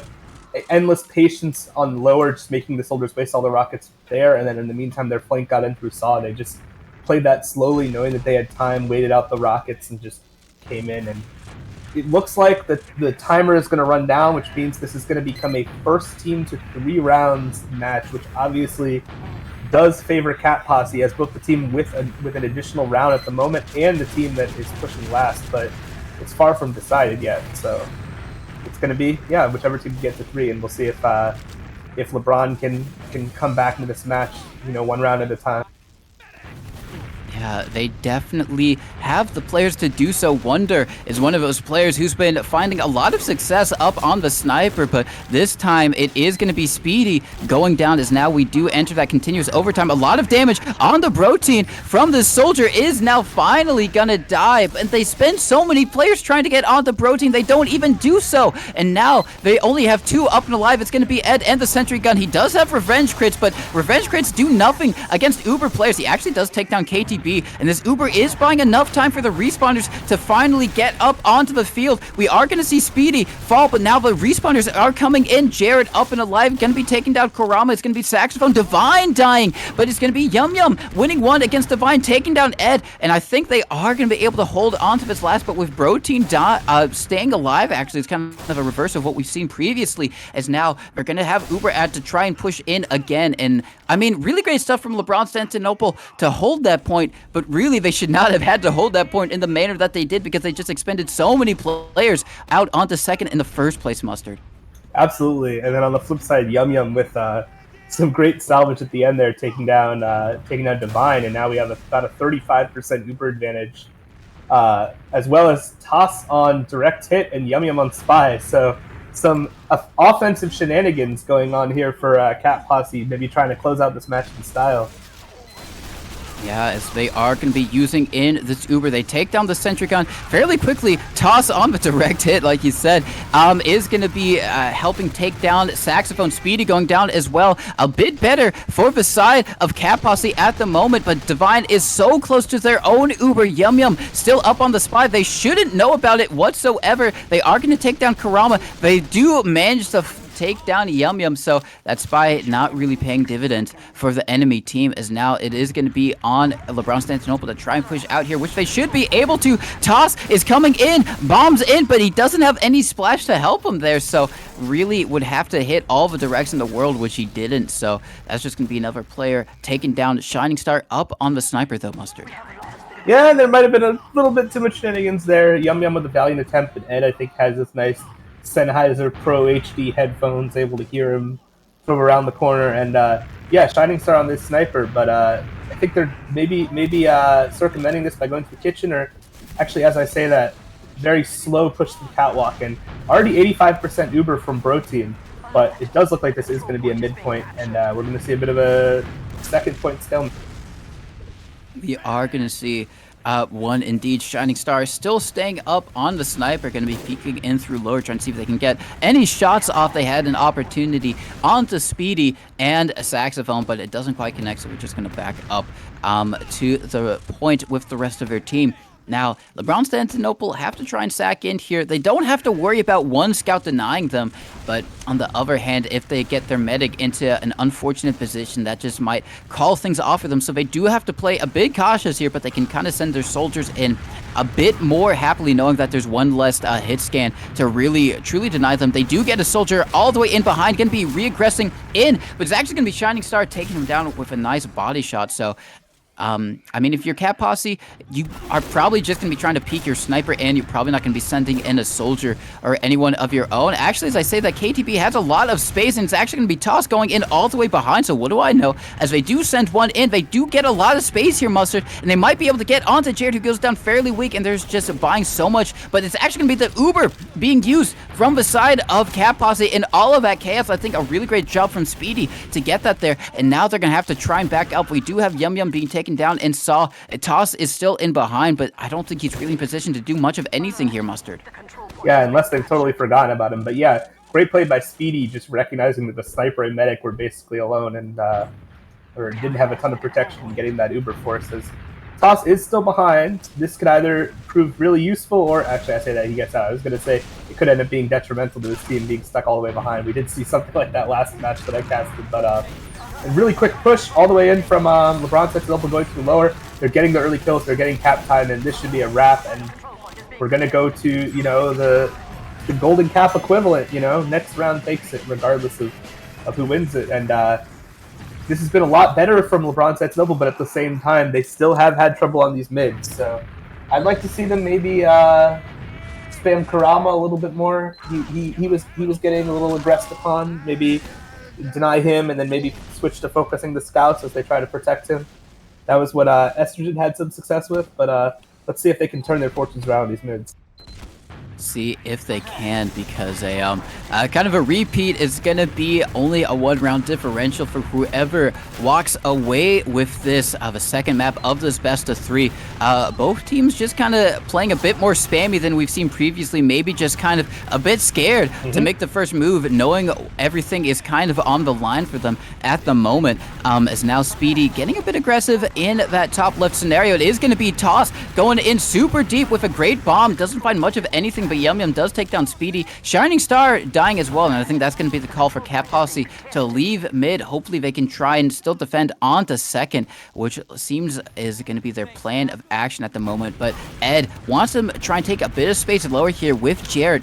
going to be trying to spam it, maybe do enough distraction for a soldier to get in. Jared taking a lot of space here with the rest of the team. That is going to be the soldier bombing in through window, buying even more space for the team. No one dying just quite of yet, but now the respawners coming in from Cat Posse, going to be trying to get in onto Ed, who's just juking and dodging. Now the counter Speedy coming in through Saw, does a lot of damage, but not onto the right person. A lot of damage on the KTB. Muscle Hunk staying well and alive. Yum Yum going to be doing a lot of damage as well. Now they're going to be trying to regress onto mid. It's just so much damage going back and forth. Only 2 players up and alive. It's going to be Jared and Divine. Looks like they should be able to stay alive, but just really great play from Cat Posse, making sure they didn't lose anyone too disastrous. They did lose Karama there, but luckily Protein staying alive, and at the end of the day, that is going to be a 1 mid for them, Mustard. Yeah, and some nice clutch little respawns there for LeBron, managing to help them hold second. But yeah, that was, I liked the initial play of just sort of dry pushing lower to buy time for your sacks, but I think they slightly overstayed their welcome because they lost Ed as well. And, you know, that transition from a 2-man to a 3-man, which is not intentional, always seems to go badly, you know. With the 4-man unit remaining, you still usually have enough power to at least force a trade, but when it's a 3v6, it's just so easy to get overwhelmed, and that's what happens. So we're in the opposite situation now, as Yum Yum is actually on Sniper. Toss goes down, and with Yum Yum on Sniper, you'd like to, but Sax goes down as well. Wonder, though, is wreaking havoc behind, manages to take on Karama. And with a Sniper, you'd assume that maybe LeBron will find a way in, force maybe an Uber trade here on these like lack of offensive classes, but they're going to have to find a way to do so that doesn't involve them walking to a Sniper sight line. And that's easier said than done, I guess, because I think this is actually going to reset. Yeah, I think it is Yum Yum, that presence of the Sniper, just a bit too much, locking down those opportunities for LeBronstantinople. So now they're just going to have to sit on their second. Fortunately for them, they didn't lose any players, so they don't have to worry about being down at all, and maybe Cat Posse taking advantage of it. As Cat Posse, it looks like they want to try and peek in through lower, maybe work that angle for Yum Yum, give him a bit of space to try and do something. Karama walking very far forward, just laying down those stickies, maybe trying to bait in a soldier bomb, but it's going to be KTB dying. However, in that Saw area, Shining Star trades him out fairly quickly, though. So at the end of the day, not too much changing regardless, just kind of the players dying in both respective flanks. So still, it is going to be Cat Posse trying to see if they can do something here. Shining Star takes a lot of damage. It's going to be Yum Yum going down, that Sniper eventually falling before they can find the pick. So it might be back to the drawing board for Cat Posse. They do have time to play with, technically all the time in the world, because we are in continuous overtime, but you don't really want to go to a mid, even though they have been winning them. So maybe they're just going to be happy to go for the mid reset if it does come to that, considering how well they've been doing so far, Mustard. Yeah, as we see Wonder coming up on Spy, not just checking off classes, he is going for a play here. And yeah, that might just be exactly what they need. But it does seem like there's a bit of awareness that something might be up from Cat Posse, but we'll see. Wonder in a good position to maybe go for a stab on the medic in a situation where Cat Posse tries to drive through lower, as, yeah, actually this is the perfect situation for him. As Jared actually drops Broti with an Uber, or with a trap, and Wonder just redirects his target and goes for Jared instead. In the meantime, we actually saw Divine also die to a KTB bomb. So that wasn't great, but we do have a one fight. However, the spawns are going to come up closer, so, you know, there is a chance, actually. Let's see if they realize it, for Cat Posse to repush right now before Divine manages to get there.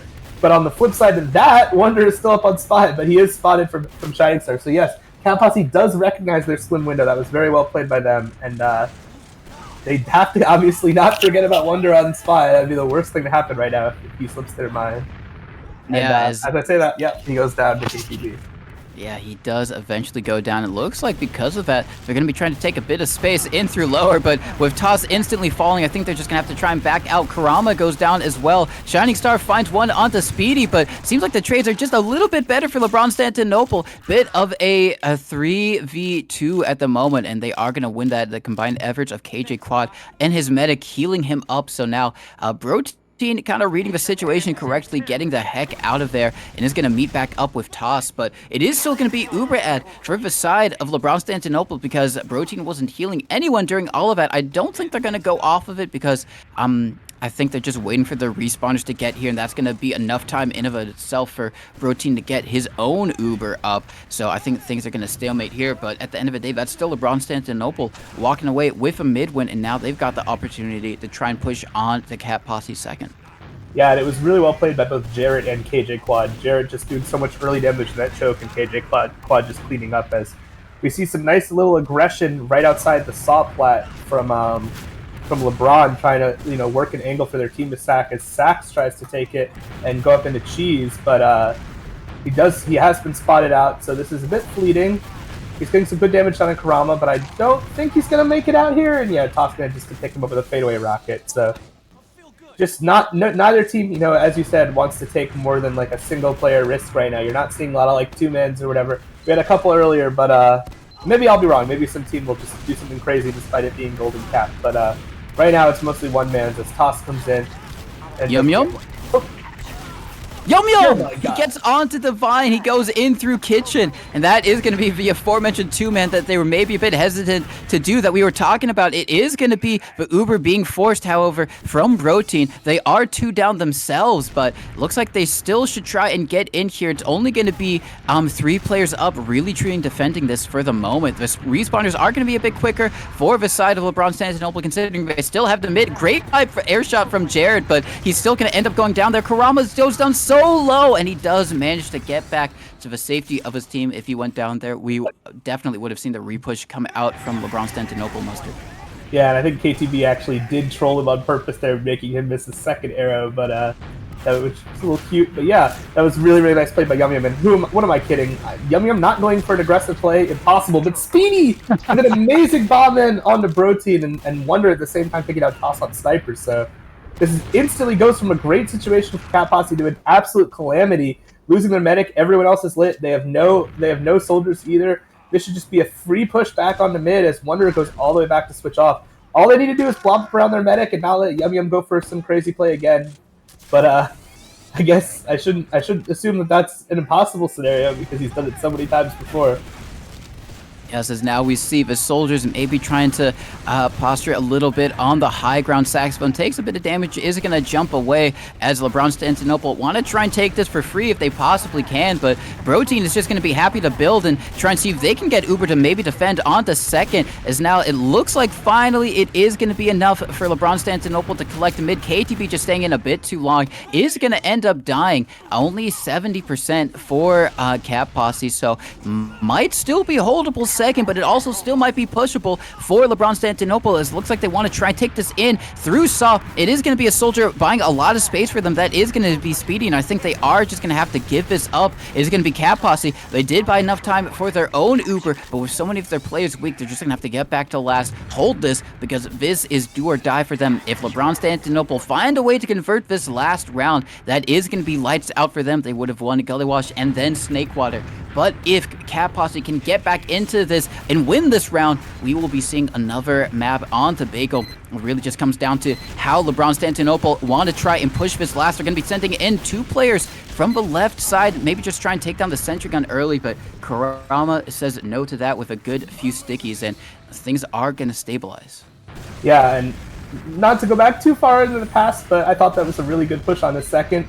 From Divine in particular, recognizing that they had exactly about a 20% Uber advantage, because if they thought it was a bigger advantage, they might have tried to actually use it, and that wouldn't have worked well. They would have gone to an Uber. If they thought it was smaller, they might have not pushed at all, but instead they used that little advantage to just bully out Cat Posse. You like to see, Uber tracking like that, knowing what you can and can't get away with. But yeah, Wonder is now on Sniper, and we'll see if he's able to, seal the game for his team. Essentially, I mean, any heroic shot here would make a huge difference, but you imagine that they're not going to rush into anything. They're going to be super cautious. They don't want to blow this chance. Is this the first time they've been pushing last in this extended 2-2 round from their perspective? For LeBron, I think it is. So Wonder in the shutter. He takes the shot. He had the right idea considering that Brotein was up in the dispenser area. But he is going to go down, doesn't find the shot. And now it looks like Cat Posse want to try and get a bit aggressive. They are going to take down Speedy, but they lose one in terms of toss. Yum Yum just peeking through lower. That's going to be enough for KTB to get in through bats. He does do a bit of damage, but with Yum Yum, looks like he is going to go down. He does actually get the trade-off onto Sax, which is so crucial because I think that it'll be enough to help his team hold this. They did go down 3, but with a sniper up and 2 down from the side of LeBronStantiNOPLE, they should just have enough players up to try and hold this. LeBronStantiNOPLE want to try and take a bit of space now that it's awarded to them, but with that sentry gun still up and KJ Quad going down, they might lose another scout as well. Can Wonder stay alive? He's just staying alive for so long, but eventually, nice rocket from Toss, going to take him down. No scouts up. We saw a really fun scenario there where the NG was dead, but Cat Posse still had a Pyro who was solo defending the sentry. But as I say that, because both scouts had died from LeBron, there was a decent opportunity here for Cat Posse to find a way out and maybe like force a trade or something. But in the end, the spawns were coming in too fast, and they had the defensive classes, and it is very hard to push out of this last. So Wonder back on Spy, I believe. He is out of spawn, so. He's disguised as friendly sniper. He might try to, just play this slow.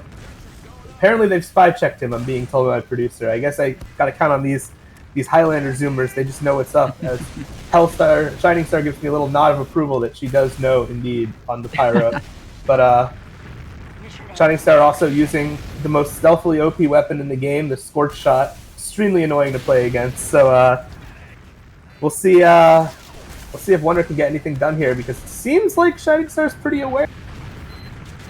Yeah, we are going to see if they can do something. Just going to be trying to spam. Jared does take down the sentry gun. I think they do know Wonder took a bit of damage earlier, so Shining Star up on the Pyro. That is going to be Sax trying to go in through Shutter, maybe just be a bit of a distraction play for their Spy, but it's not going to quite happen. Wonder does decloak over by the spool, just try by the spawn, sorry, and is going to see if they can maybe go for some type of pick play. I think it is just going to be Cat Posse opting to stay on their last. There's only 13 seconds left in the round timer, so that is going to be the Uber coming out. Wonder actually gets a backstab off onto Tasso, a lot better than they would have done otherwise. Now, with the sentry gun being taken down, the Uber being used from the side of Cat Posse, if you're just going to have to try and defend this point, the late bombers coming in from the side of LeBronStantiNOPLE is just going to be a 2v1 at the moment. Now, is KPB going onto the point, it's not going to be enough, and that's going to be LeBronStantiNOPLE winning it 3-2, taking the second map, and that is going to be them winning the best of 3 versus Cat Posse, extremely down to the wire. That was kind of like one of those, let's just send it last pushes with only so little time on the round timer before it reset, but they were able to convert it. That Spy getting that backstab, doing a lot of work, Mustard. Yeah, very smart by Wonder, realizing that there was no chance he was going to get a kill in the combo, and the only person who might be oblivious was just some random soldier on the other side. That very well played there. But yeah, I'm a little bit disappointed because I already had my lox and cream cheese out. I was ready to have ourselves a nice bagel. But I do like that both teams on the other team's respective map managed to claw their way back. But unfortunately for Cat Posse, they were just pipped at the post on both of them. So I'm just going to take a look at the logs and see. And I think this was a bit of a scout show. Both team scouts, in particular, Shining Star, all those off classes, KJ Quad with these Ubers, Yum Yum with these crazy flanks. We saw a lot of great plays by the scouts on both teams. Yeah, I mean, like you said, it all 3, almost all of the scouts had over 40 or more kills. Ed, Yum Yum, and Shining Star having 40 or more, which is kind of insane. Basically, just farming all of the soldiers. I mean, it was a 47-minute game, so that just kind of explained why they would have a bit more kills than normal. But definitely the scouts doing a lot of work for their team, and just at the end of the day, like you said, Shining Star 270 DPM, just going off. You can see so many off classes on their little section of the logs, but they were doing work with just about all of them, so you can't really fault them.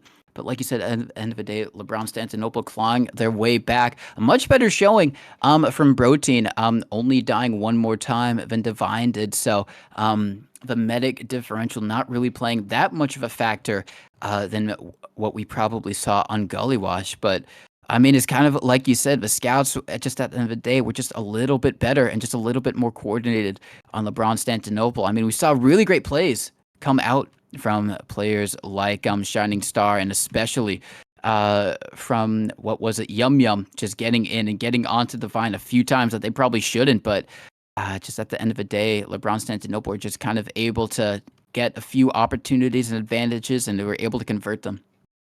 Yeah.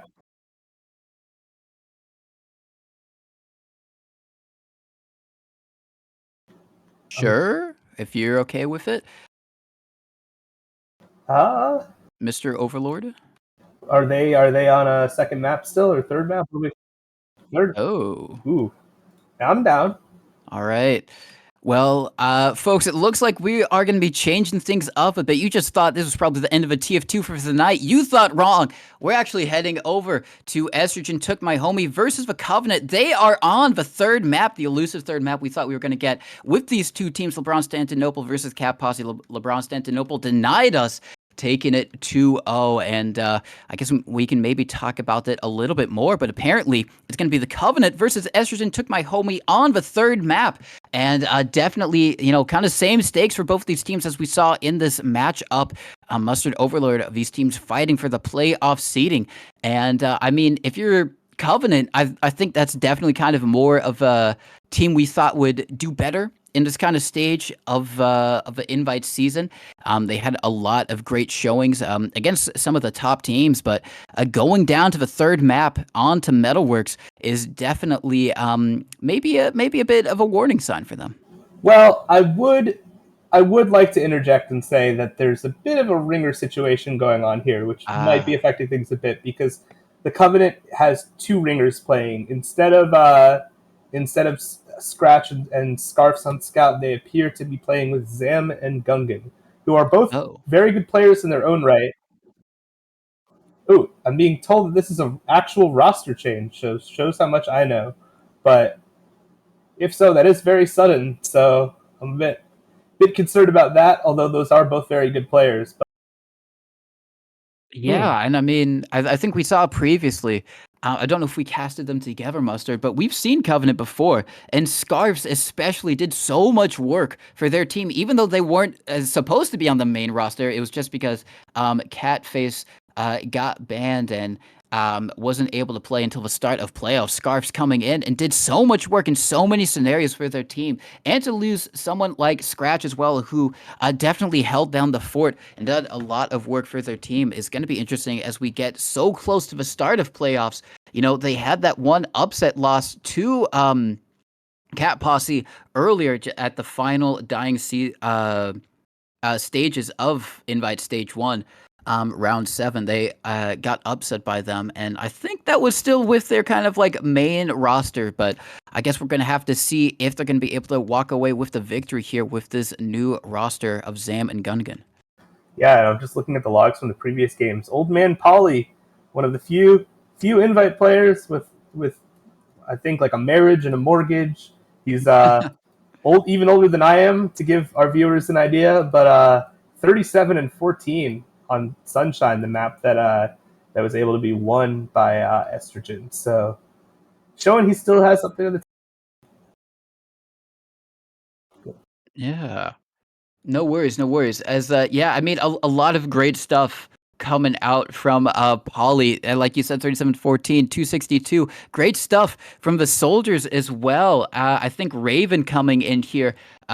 He was a late addition to this Estrogen Took My Homie roster, formerly of Rome, but now moving over to Estrogen Took My Homie. He did a lot of great stuff on Sunshine, 306 DPM, 19 and 20. Obviously, we don't know necessarily how he got that, whether it was really great impact or space making, but actually, no, it was 6 medic kills. Raven got 6 medic kills on to AZN. So that just kind of shows the impact that man is having in the game right now.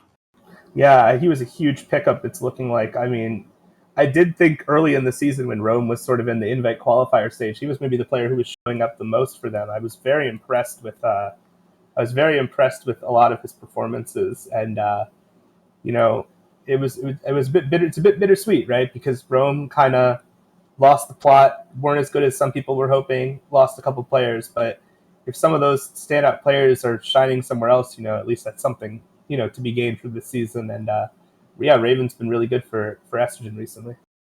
Yeah, he has. He's had an insane come up. One of the players to play, I think he played a newcomer, or maybe went straight to amateur. But he's someone who's just kind of like RGL all the way through. A lot of these players that we're casting, like you said, Posse, have a lot of experience behind them. They're from the ECA days. Kind of an older era. Raven is like the new up and comers. All RGL the whole way through. So it's really impressive to see them get all the way up into Invite and to do really great stuff against a team like the Covenant, who I think at the start of the season, Mustard, we would have just assumed would be in that top 4, and now they're looking like they might be sent down just a bit lower than what they would have hoped for playoffs. Yeah, they're not the first team in history to be shoved down to a lower level than they expected by the Sixes demon Sin Gotma himself, and they won't be the last. But yeah, I think going into the season, in the preseason, there were a lot of people saying that they were the team playing Froyo the closest. Of course, it's relative; they were still getting smashed, but getting a couple rounds here and there, and to go from there to struggling with some of these mid-table teams. I mean, no offense to Estrogen, but I don't think it's where they wanted to be. So, a bit disappointed for them. As I'm going to ask you to take over for just a minute. I'll be right back, and then we'll start this game. No worries, no worries. So I guess we can give you a bit of insight on so far how this best of 3 has been going, because we just recently went over to it. The first map was Process, and that was the pick of the Covenant. They picked Process. And they were able to win it 2-1. It was a 44-minute game, so well into the continuous overtime. So probably extremely close for them. Like one quick round in the last round in overtime took 28 minutes. So that's kind of where you get that extended time from. But they were able to win their own map pick. Estrogen Took My Homie chose Sunshine, and they were able to respond 3-2. So only one round separating these teams on both of these maps so far. But what's actually interesting on the Sunshine match, even though we weren't able to watch it, is that the Covenant took basically almost every single mid. They took everyone except one. But even though they did that, I think there were like 6 mid fights played. Maybe 7 at the end of things. It was still, Estrogen Took My Homie being able to convert in the latter stages of each of these rounds. So, these mids, maybe biting Estrogen Took My Homie a little bit. They've been able to respond. So I guess that's something we're going to have to see is similar on MetaWorks. If these mids go the Covenant's way, are Estrogen Took My Homie going to be able to respond like they did on Sunshine? And, we kind of called it out earlier. Poly doing amazing work for his team. Raven as well. This kid just came in from amateur, and now he's hanging it with the top dogs. On the other side, Advanced. Yeah, I was saying like he started his career in RGL amateur, but yes, he did have a great showing in Advanced as well, and he's been doing so much work. No worries, and we are going to see if the Covenant can respond. I think they still are the better team at the end of the day. They have a lot more experience. You got players like Tripwire, played on Ford, played briefly, I think, on the High Five Smiley team, which got second place. So definitely no strangers to playoffs and best of 3 scenarios. This might be some of the first times for these guys on the on Estrogen Took My Homie, having to play all of these best of 3s back to back to back, so to speak. But it is going to be interesting to see if they can work things out. Like you said, Gungan and Zam, the new scout pickups for the side of the Covenant. Going to be interesting to see if they keep that going into playoffs, because Catface is going to be unbanned sooner than later. So I don't know if this is just going to be a temporary thing for one of the scouts, or if this is how they're going to play the entire playoffs. I don't know why they let go of Scarfs and Scratch in the first place, because kind of said it earlier, they were doing so much work. The pair of them doing a lot of damage and just playmaking through their team, Scarfs especially. But we are going to see as MetaWorks, I think previously You would have said it was a Covenant match, but they only played it one time during the season, and that was two of the Greasy Dot Hogs, and they lost that 4-1. I really haven't been keeping up with their scrim results, but I think, you would expect this to be a map that the Covenant feel comfortable on. It's a slower one, which I think normally goes into their playstyle, especially with Kev on Soldier. He really liked those banners. Tripwire has had a few great plays on this map as well, so I think when you look at it on paper, is definitely something that would favor the Covenant, especially with these new scout roster. Like I said, Gungan and Zam, they're amazing scouts, but I think your soldiers can do a lot more on something like, what is it, Metalworks, and maybe if you went to a Sunshine or you went back to Process, even though they were able to win it. But on the other side, Estrogen Took My Homie. They've shown that they've been able to hang in with their only losing that first map by 1 round. So it is probably, no, it is definitely going to be a close one. We are going to see, however, if Estrogen Took My Homie can walk away with the upset victory. And that's kind of the beauty of this new invite schedule. Previously these teams would probably only place once. Or actually, no, sorry, twice during the whole invite season. But now they're playing a lot more, and it's allowing for a lot closer games and a lot more opportunities for these teams to really prove themselves against their closest rivals and adversaries. So it's going to be interesting to see how things shake up. Don't know if you're back, Absolutely. Mustard. Yeah, All right. I've actually been back for about 2 or 3 minutes. I've just been Oh, enjoying the show.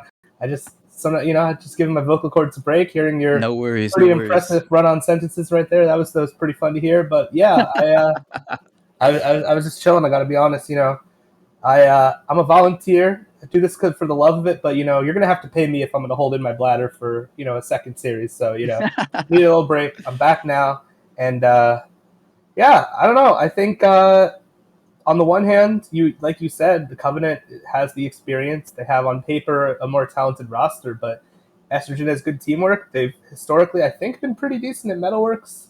Correct me if I'm wrong, someone, but I feel like this is a map that they're decently solid at.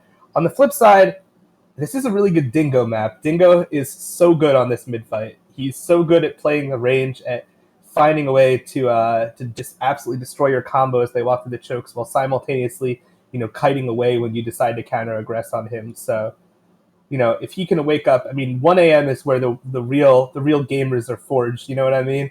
The crucible of the late night, the late night playoff match, map 3. We've all, well, I don't know about all, but a lot of us have been there and seen diminishing returns as you start to get tired. So we'll see what can happen here.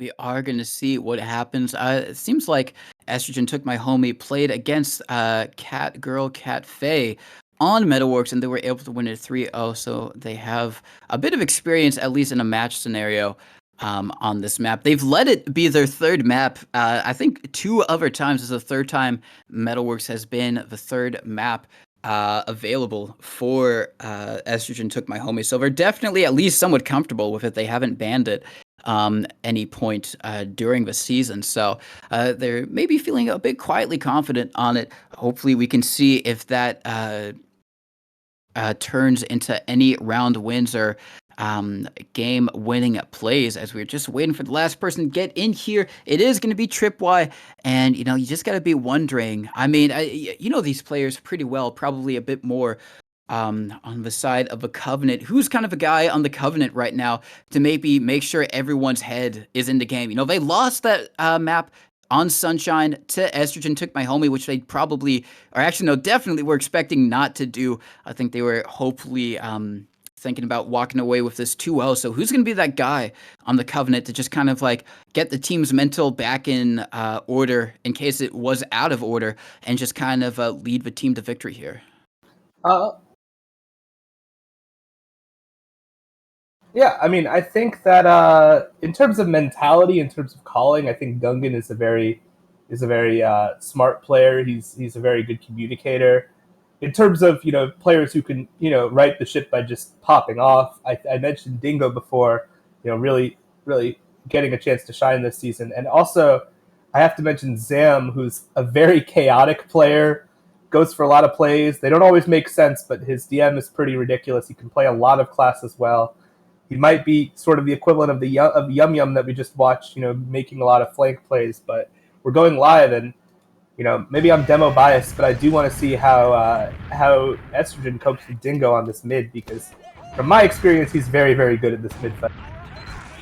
We are going to have to see Dingo, definitely one of the top demo men playing at the moment. He has been like that for a while, so it's good to see him hopefully finally get onto a playoffs-worthy team, as now it is going to be Sleepy, taken down almost immediately from the bleed damage. Really great stuff there. I'm not quite sure how that happened. It was a lock and load pipe synced with Zam's bleed damage, and I have to tell you that the secrets of why is Zam. He is doing a bit of trolling with his trip-related name, but yes, it was the bleed combined with the lock and load at the same time.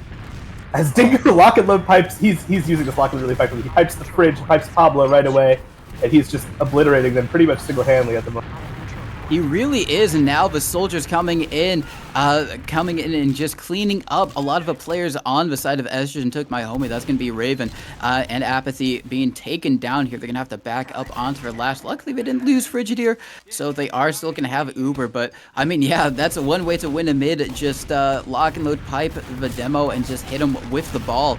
As now we are going to see them take a bit of ground. That is going to be Zam going in super deep there. Is going to be taken down. Tried to go onto one of the players. That is also going to be Kev being taken down as well. So they extend to trying to go for a double sack. They don't quite get anything. I don't think Estrogen took my homie is really going to try and repush this. They still have a sentry gun up. It looks like the scout going to be trying to peek this just a little bit. Maybe see if they can get a bit of space. But with the respawners already up, I think that's going to be the end of that. But we do have a spy on the field, Mustard. Yes, Zam is on spy already looking for a play. But yeah, there was so much damage actually on the defending team that they had to heal up before they could even push, and at that point it was kind of too late. As Zam is working his way in through the little left choke, and it looks like he's going for a pretty quick play. Yeah, none of this pansy ass cloak and dagger like some of the spies we played. Just instant decloak, Chad play. You only get one shot, one opportunity, and it doesn't work out, but worth a try. As Raven sacks in, gets a nice rocket onto Catface, but is not able to follow it up. Dingo's so quick with those lock and load pipes, and yeah, now Zam, rolling the roulette wheel, and he is coming back on sniper. So he is a pretty good sniper. He tends to be able to hit some really difficult hero shots. So let's see if he goes for some play on the meta. Yeah, we are gonna have to see. Looks like just gonna be trying to get into position.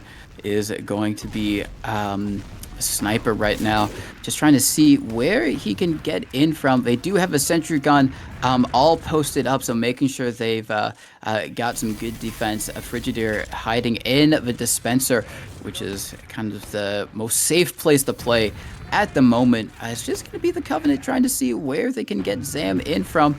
Looks like he's just going to be waiting in lobby, not even peeking through shutter, actually. They're just really just taking their time here. Only 2 minutes left on the round timer. Now he's going to be finally going for pot shots through main. Gonna be trying to clear the stickies. Is gonna be Gungan, maybe buy a bit more space for his sniper to peek from, but we're just really playing this super slow and steady. Dingo spamming that lock and load down the bridge, trying to see if he can maybe catch a stray one onto one of these players. But now it's gonna be peeking through shutter, but there's no one there from him to get a shot off. They're all the way on the right side of the map, so he's gonna have to try a different angle if he wants to try and connect something here, Mustard.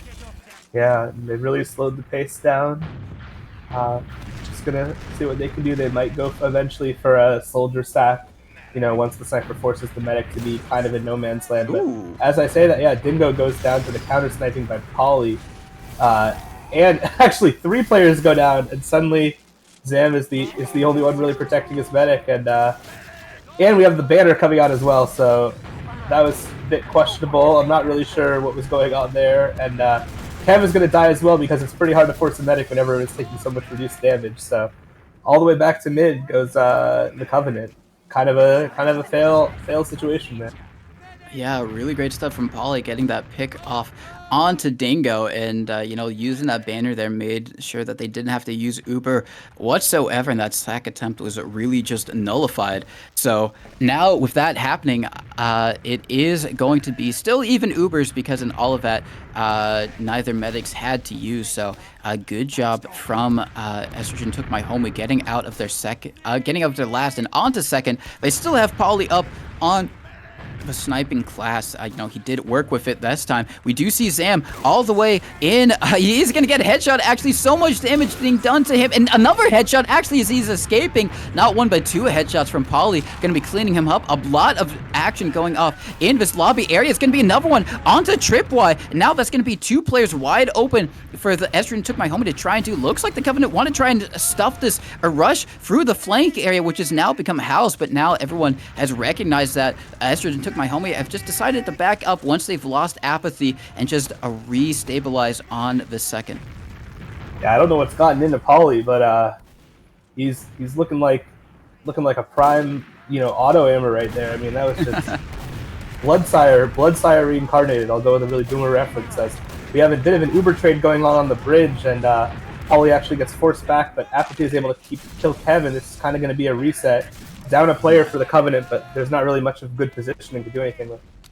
Yeah, I just gotta say, Kev extremely wanted Polly. He bombed him once. Polly had an amazing surf back to the shutter. He bombed him again. He was desperate to try and get that sniper. But at the end of the day, great surfs from Polly and great team play kept that sniper alive, as now Estrogen Took My Homie want to try to take a bit of space. But what we saw Covenant do last time, they're going to do again. They're just going to run through house. They get all the way onto second. They got a lot of cap time, and now everyone on Estrogen Took My Homie has to try and come back and fight them here. Polly now finally going down, but Uber not quite up for any medics, so they can't really use Uber to try and defend the point. We're just going to have to get back to last. Hope the respawners get up in time, as now it looks like the Covenant want to try and peek this just a little bit. Raven is going to bomb, and he actually does take down Gungan. Really great stuff from Raven here. He head bops Kev up into the sky. Raven staying alive there, not quite sure how, but everyone else, it might be able to fall, as now the Uber comes in from the Covenant right here. A lot of cap time on the point. They just do so much work. They have so much cap time now. Only Apathy up and alive, and he's not going to be enough to stop this point being capped up by the Covenant, and that's going to be the first round going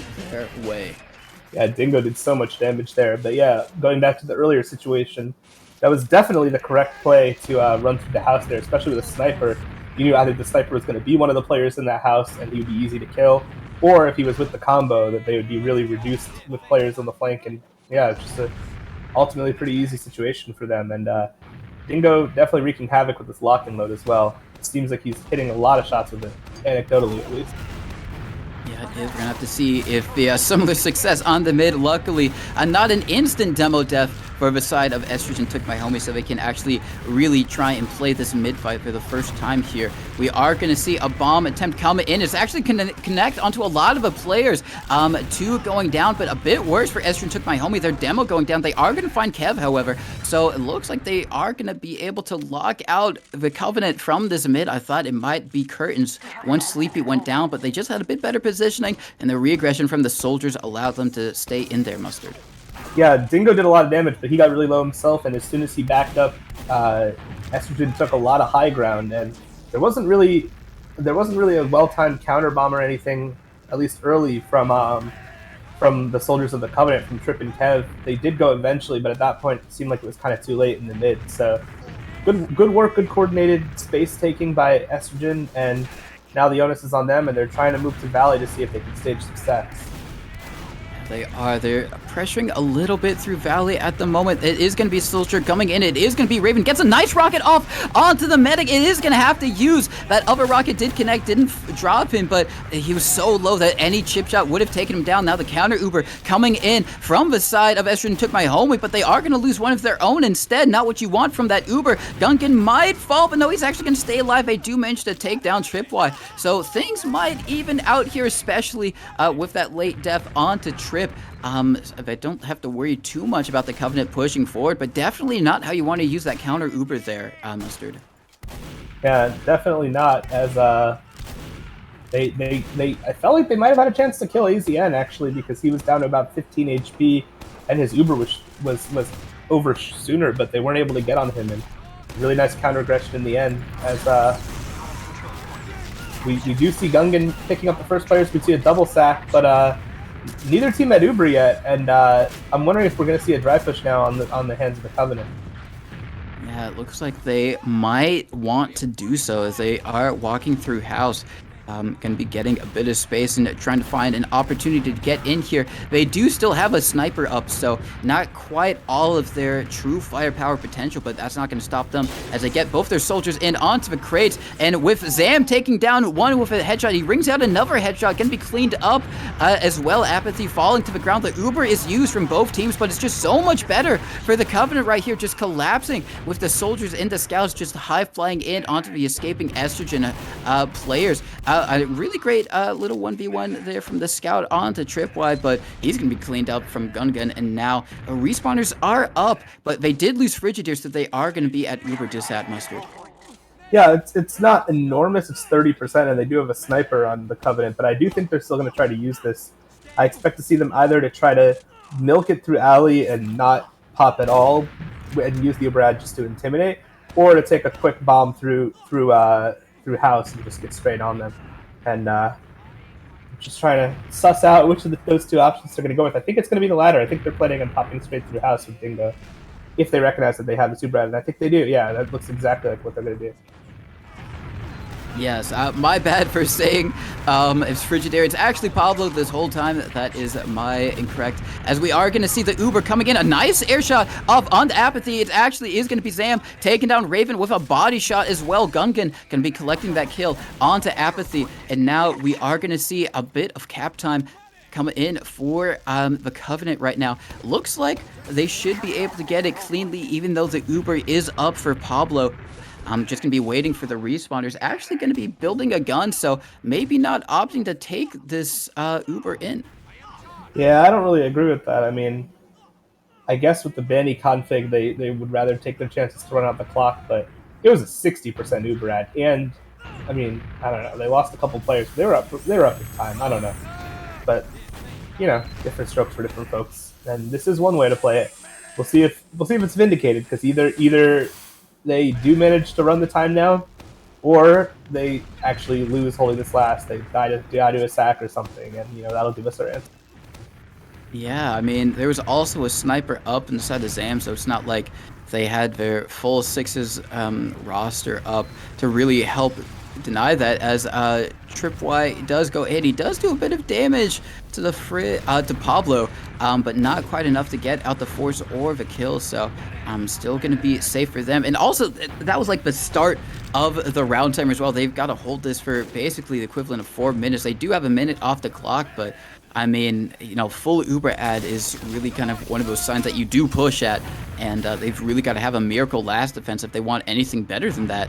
As now they do have the sentry gun up, just going to be trying to keep track of all of these angles. Looks like Apathy is up on the battalion, so maybe trying to work that banner for the last hold, or maybe the push out attempt, whichever happens first, is going to be taking down Tripwire. So great stuff from him, actually, as now that's going to send actually no, it takes down Zam, so now that is going to be sending them back. The Covenant have to get back onto the second. Looks like the banner has been used, and now they're going to be trying to push out with it, maybe try and get the force out as well, or maybe just a little bit of damage. Apathy goes in. No one else on the team does either, so it was really just a solo sack. Mustard. Yeah, I'm questioning whether Estrogen understands that the battalion's backup affects teammates too, because yeah, I mean, you can go for a battalion sack, although if you're going to do that, I think maybe the Conqueror or the Buff Banner would be better, but I mean, at least in that position, although it's not bad for that. But like, yeah, I thought the play was to kind of bring the whole team forward and really put pressure on them to sack a little bit more, and I feel like there were opportunities to do so. So I think that's a bit of a wasted effort for Estrogen. But on the flip side, they are getting some picks on these sacks, so they're moving Poly forward to try to get a hero shot on Sniper, and we'll see if he's able to do so as the Uber trade comes in, and looks like they're just going to leave Poly to die in order to have a much better Uber, but they do get forced eventually, so yeah, that would have worked if they had actually managed to milk the Uber, but they ended up getting forced eventually anyways, so we might see a 6v4 push.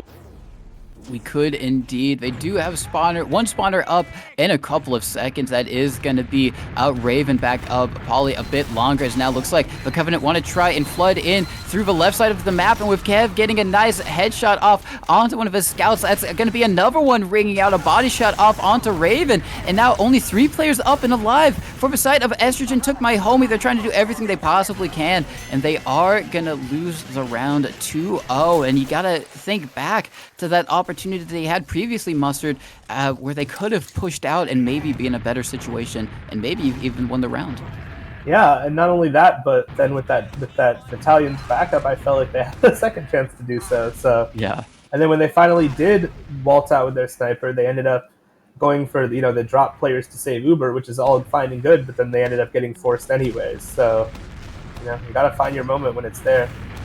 As really early damage on the Scream, he got absolutely obliterated under the point. I'm wondering if that'll make a difference quickly. As Dingo takes down Pablo across the map with the lock and load. Yeah, we do see Raven flying in, maybe trying to do anything possible to AZN. Isn't going to quite happen, as it's only going to be Sleepy and Polly up and alive, just staying up, and going to be, does have the opportunity to set up some sticky traps that they're going to have to be a little bit cautious of, but the Covenant looks like they're just rolling full steam ahead at the moment, seem super confident on this map. They've been able to win the mid-fights, and they've had fairly good success getting on to Estrogen's last as well. So they go in through the left side here, leading it on the Scout and the Demo. They want to try and take down the Sentry Gun, which they do. Great stuff from Dingo as well. That is going to be Zam picking up Polly. So one down for Estrogen at the moment, but they're doing really great damage actually to the Covenant now, just kind of stuffing them in that little doorway at the moment. They're going to have to back out. They lost 3 there, only 1 on the side of Estrogen. Polly being taken down, as now looks like this is a great opportunity for Estrogen to try and push out here.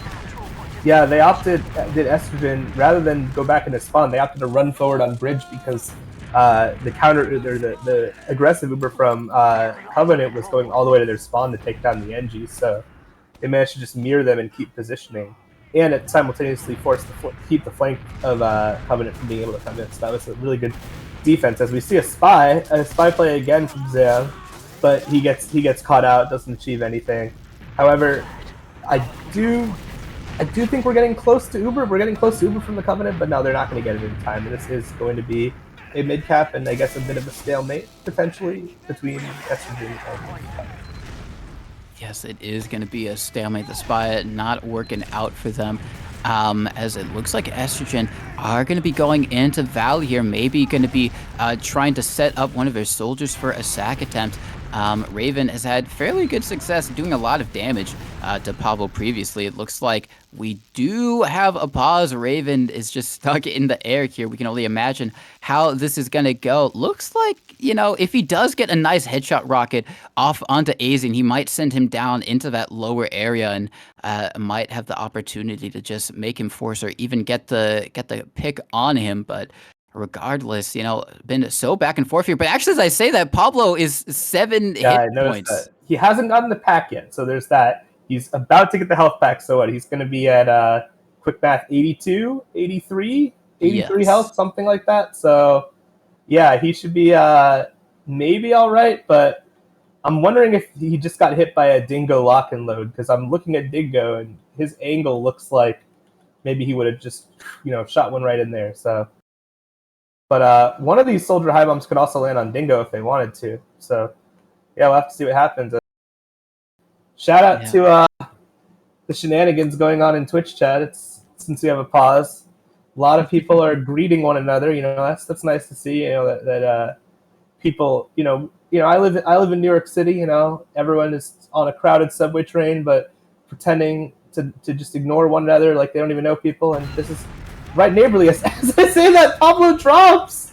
No! Oh my goodness, that is going to be a big momentum shift right now. Really great stuff if you're the Covenant right now, dropping Pablo there. I guess he was just a bit too slow to the health pack. I don't even know if he got it in the first place, even if, yeah, it looks like he didn't get it.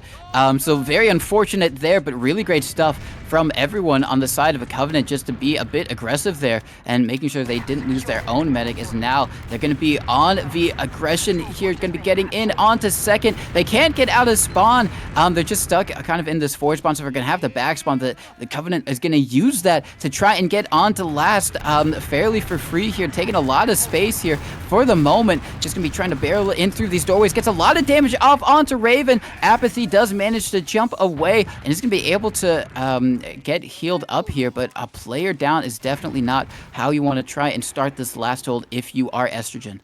Yeah, as it looks like we're going to get the Scout Chariot in through left, as Sleepy actually switches to the old, whatchamacallit, the loose cannon to try to deny this push, but the kills are still going in. Pablo is really close to Uber though, so, but he goes down to 97%. Oh, okay, yeah. This is starting to slide out of the grasp of Estrogen. I think, although I said it was a decent map for them, it's looking like an extremely strong map for the Covenant. I think the point you made about Kev and the banners and the waddle plays was well taken. I think Dingo is doing a lot of work, and I think Pablo is being killed a lot in these kind of crucial situations, especially by Dingo's spam across the map. So we're slowly seeing the match tilt into the Covenant's favor pretty severely.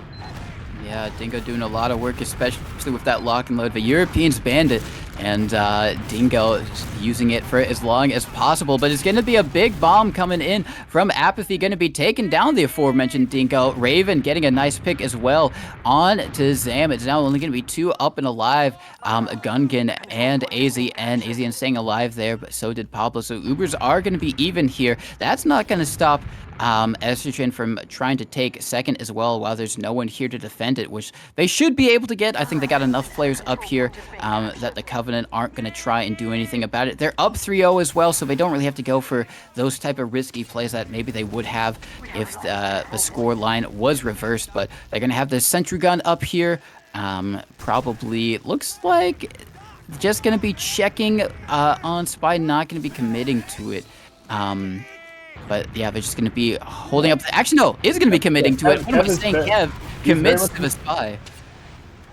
Yeah, oh, as unfortunate timing right as the team turns around to hold S after their sat comes in, so doesn't get much. But I want to point out a couple things. First of all, on that mid, there was one player that was focused by pretty much everyone on Estrogen, and that was Dingo. They knew what way their bread was buttered. They took him out and they won the mid. And second of all, I want to give you a stat. I know we're only partway through the game. Usually we look at logs at the end, but I'm going to give you a stat there, Tcmano, which is 0. Okay. 0 is the number of deaths that AZN has right now in this match. He has not died yet. So I think that has been a huge factor for the Covenant. You know, there have been a couple times where they've been pushed at least back to their second, maybe into their last, but they've never really been in a huge uber disadvantage or with their medic dead in these situations. So we'll see if they can change that. That's extremely impressive from AZN, and that's definitely course correction for the Covenant, because even though we didn't see it here on Sunshine, it was Raven getting onto AZN 6 times, and probably a big reason why Estrogen were able to take that second map in the first place. So definitely good course correction. If you're talking about the whole BO3 for the Covenant, making sure they keep AZN well up and alive. But now it is going to be 2 snipers on the field. Posse, who we've seen hit some pretty nutty shots so far just in this map alone, and Gungan as well, who's a fairly good sniper in their own right, is going to be Raven trying to get in there, kind of jump around the little metal sheet. Not going to be able to find much of anything. Is taken down to a body shot from the side of Gungan. So they should know that there's a sniper up on the field. Maybe Poly can play around that, win the SVS. Just gonna be looking down lobby for the moment, trying to see if he can maybe get an errant shot onto someone peeking that angle, but it's not gonna happen, as now they're gonna be waiting for Raven to get back in here as they retake lobby. Yeah, and these are the situations where I start to worry for Estrogen, because they're the ones who have to show urgency. You know, there's 90 seconds left before the mid reset, and they lose this one advantage that they have. And so they have to find that delicate balance as their medic gets lit on fire by the scorch shot. I'm telling you, man, not to get on my soapbox, but yes, it's only is this broken when you're holding last, but that thing is powerful. People should use it all the time. As Poly going in pretty deep for the hero shot, but he manages to get taken down. And Apathy goes down as well, and Raven. Yeah, this is again the classic 2-man that turns into a 3-man. And yeah, if I'm I know they're at 3-0, but this definitely should be a push out from the Covenant. Definitely should. It looks like they are gonna try and do so. Kev waddling forward. maybe the better way to say it is going to be Dingo spamming those lock and load pipes. Just so dangerous if you get connected from one of them. Looks like the banner has been used, and this time everyone on the Covenant's team is a part of it. Going to be going in super deep, going to be trying to force out the Uber. The Uber, however, is also forced from the side of the Covenant as well, so weren't able to really keep hold of it. And because they took so long to do that banner play, it actually bought enough time for the respawners on the side of the Covenant, sorry, on the side of Estrogen to come back here. And looks like they're going to try and dry fight this in here, maybe with the player ad that they had. Going to be doing a lot of damage. They take down the heavy, and now they're going to be getting some cap time on the point. It's going to be these 3 players up and alive. It's only going to be a 2v3, a lot better for the side of a Covenant because they're the one with the 3. A bit of a desperation play as well, considering there's only a few seconds left in the round. Covenant are going to be able to get onto second to try and extend it, so that is going to be a round reset. Yeah, there was a nice attempt there at the end, but the push out didn't go super great because it seemed like they were torn on the Covenant about whether they would save Kev with the Uber after he managed to force it out with the battalions, or whether they were going to let him die and leave. And they kind of did neither. They did end up using the Uber, but they didn't save Kev, so that wasn't great. But yeah, at the end of the day, the round time was in their favor as this 3-0. There's another chance, and this could go bad pretty quickly again. As actually Dingo pipes Pablo again at the start of mid. He manages to get a health pack, but their positioning was just terrible. Yeah, it is. Raven winning a crucial one against a Trip in that lunchbox area, but even with all of that, they are going to be down 2 versus the Covenant to 1, so they're going to have to back off of mid. And now it looks like the Covenant will want to maybe try and take some space here. Going to be getting into Valley, maybe set something up for maybe Kev to try and do something. Actually, no, yeah, it is going to be Kev bombing in, just going in, just kind of pencil bombing in, trying to get on to the demo. Isn't going to find much of anything at all. He gets taken down fairly efficiently and swiftly. And now it is going to be the Covenant coming back to their mid. Now, that was just a nice, quick soldier sack. Doesn't matter too much. We are going to see a counter sack from Raven doing kind of like the fast bomb in from Valley. Respect it.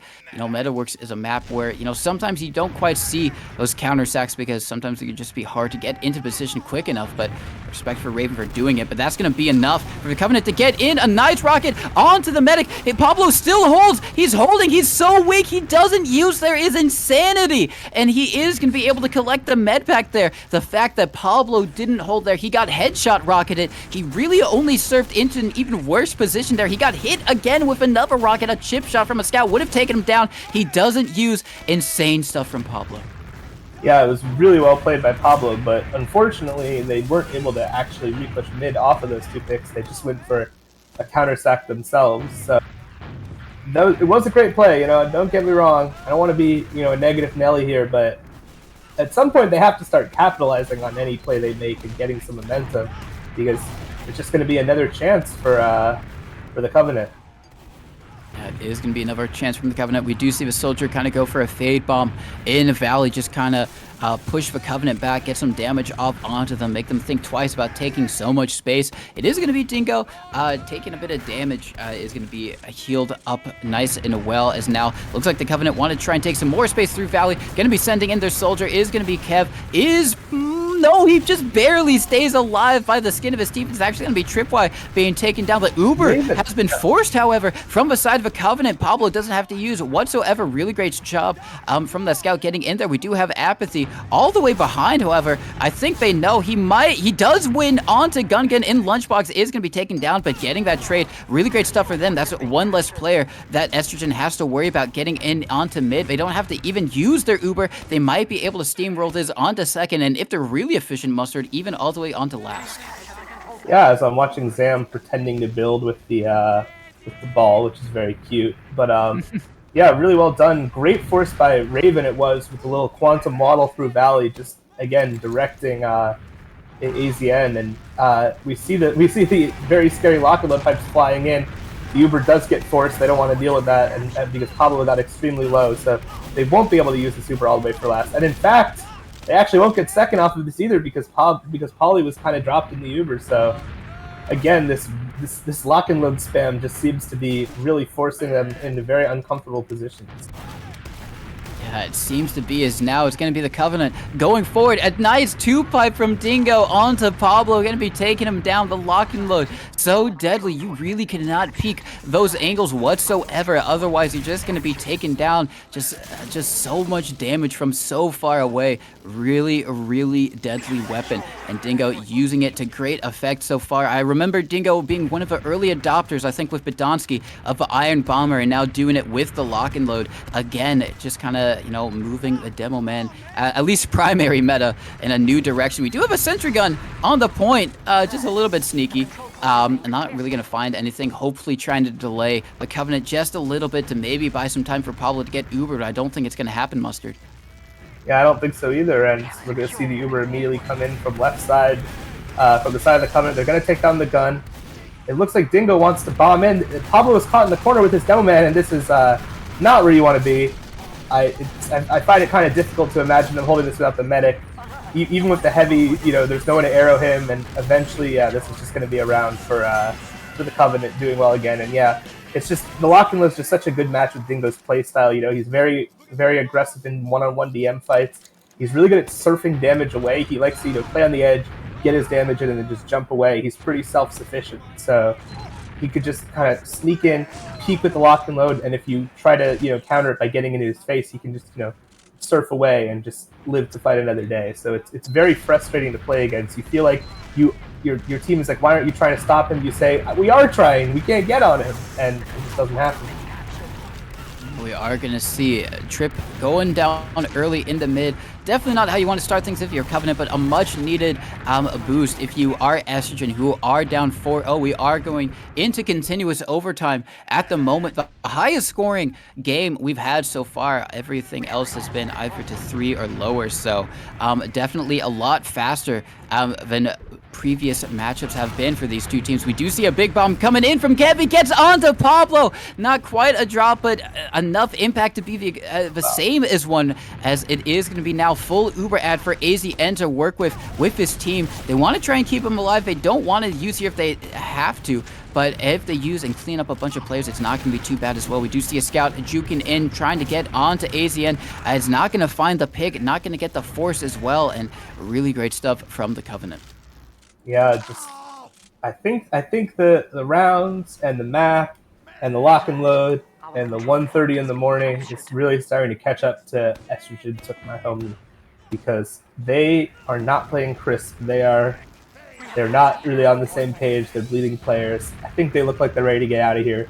They realize, with all due respect, and I'm not criticizing the format, they realize that this is not the end of their season, that they can live to fight another day, and that maybe it just wasn't their day today. So they gave it a good run. I don't know why I'm speaking their eulogy when technically there's still, you know, it's completely possible they could win it. But, you know, not to bum out our viewers, but, you know, it is definitely feeling like one team is going to win this match, and it is not us. Yes, it seems like maybe sleep took the homies, not the Estrogen after all, as they still have an opportunity. They are going to have an Uber ad at the end of the day, so they don't have to worry about a push immediately from the side of a Covenant. But we've seen them in similar scenarios beforehand, and the Covenant just seem to find a way, whether it's kind of baiting out a bad second push from the side of Estrogen, or just being able to take the trade and just win it outright. We are going to see what their game plan is, as now they're getting into lobby, maybe trying to see how they can peek this and play this. Looks like they are going to be maybe sending a soldier in through main. Yep, it is going to be Tripwire jumping in super deep. They're going to be sending in both their soldiers, going to be trying to get on to the medic. They do actually get the Uber force, they lose 3 for it, but getting the force is so crucial. They might even be able to get onto second is Estrogen, but no, they're not committing at all. Apathy does try and get through. They are doing a lot of damage to these players on the bridge. Gungan might go down. No, Gungan actually takes down Raven. A reverse of things of what you might have expected, as now with that player ad and the full Uber ad, even though Estrogen does get second, that's not going to be enough to help them really defend here. Yeah, they're not really in a position to force the Covenant on second either. So yeah, it's just going to be another last hold, and yeah, looking a little bit rough. We'll see if they can have a better last hold. They do have a gun. It's going to be at least level 2, possibly level 3 by the time the Covenant pushes in. It looks like the Covenant's taking their Uber through bridge this time. This isn't the best door for this Uber because they don't have a good angle onto the sentry, but they are getting some cap time now, and they are getting early damage. Both soldiers are down, so this should be a decent opportunity for them. Yeah, it should be indeed, but the Uber now finally being used from the side of Estrogen took my homie. They is still one up and alive. It is Kev. Oh no!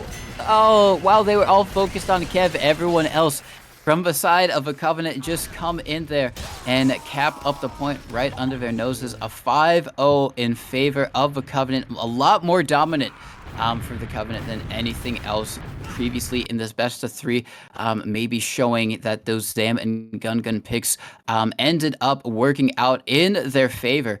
But still, really great stuff from the side of Estrogen Took My Home. We didn't really get to see it on stream, but they were taking it super close to the Covenant in the first two maps. So definitely showing that they've got the potential to hang with the top dogs in, you know, kind of like the top four of Invite. They just got to be able to do it all the way through.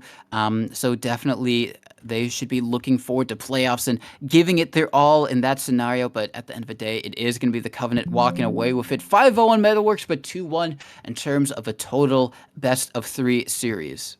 Yeah, and I guess I spoiled it a little earlier in the match, but AZN ending the game with the perfect 0 deaths. So that just goes to show what was going on in the game. He only took 2,000 damage, about 60-something damage per minute.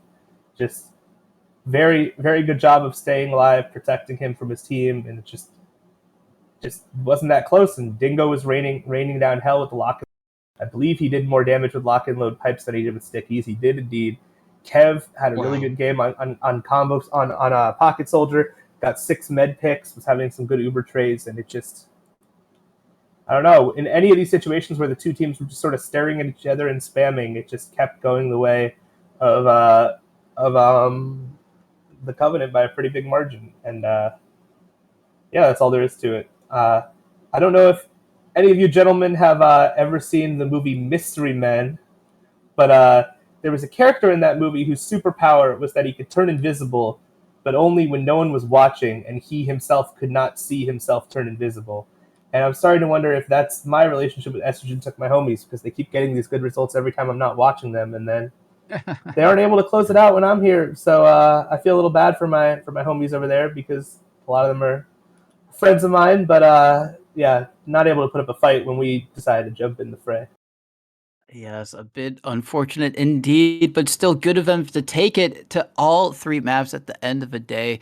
They got to be looking forward to playoffs, and hopefully they will have a bit more success there. I mean, like you said, Dingo just going huge, 262. Kev as well, doing a lot of damage for his team. I got to say, Dingo, 13-5. He only died 5 times. So he was just staying alive, just being a constant nuisance that Estrogen had to really deal with. And then on the other side of things, you know, we didn't really get to see it. Raven had a huge Sunshine game, not finding as much luck going 8-25. You know, that happens as Soldier, especially when you're just kind of like sacking in, trying to go for these desperation plays the whole time.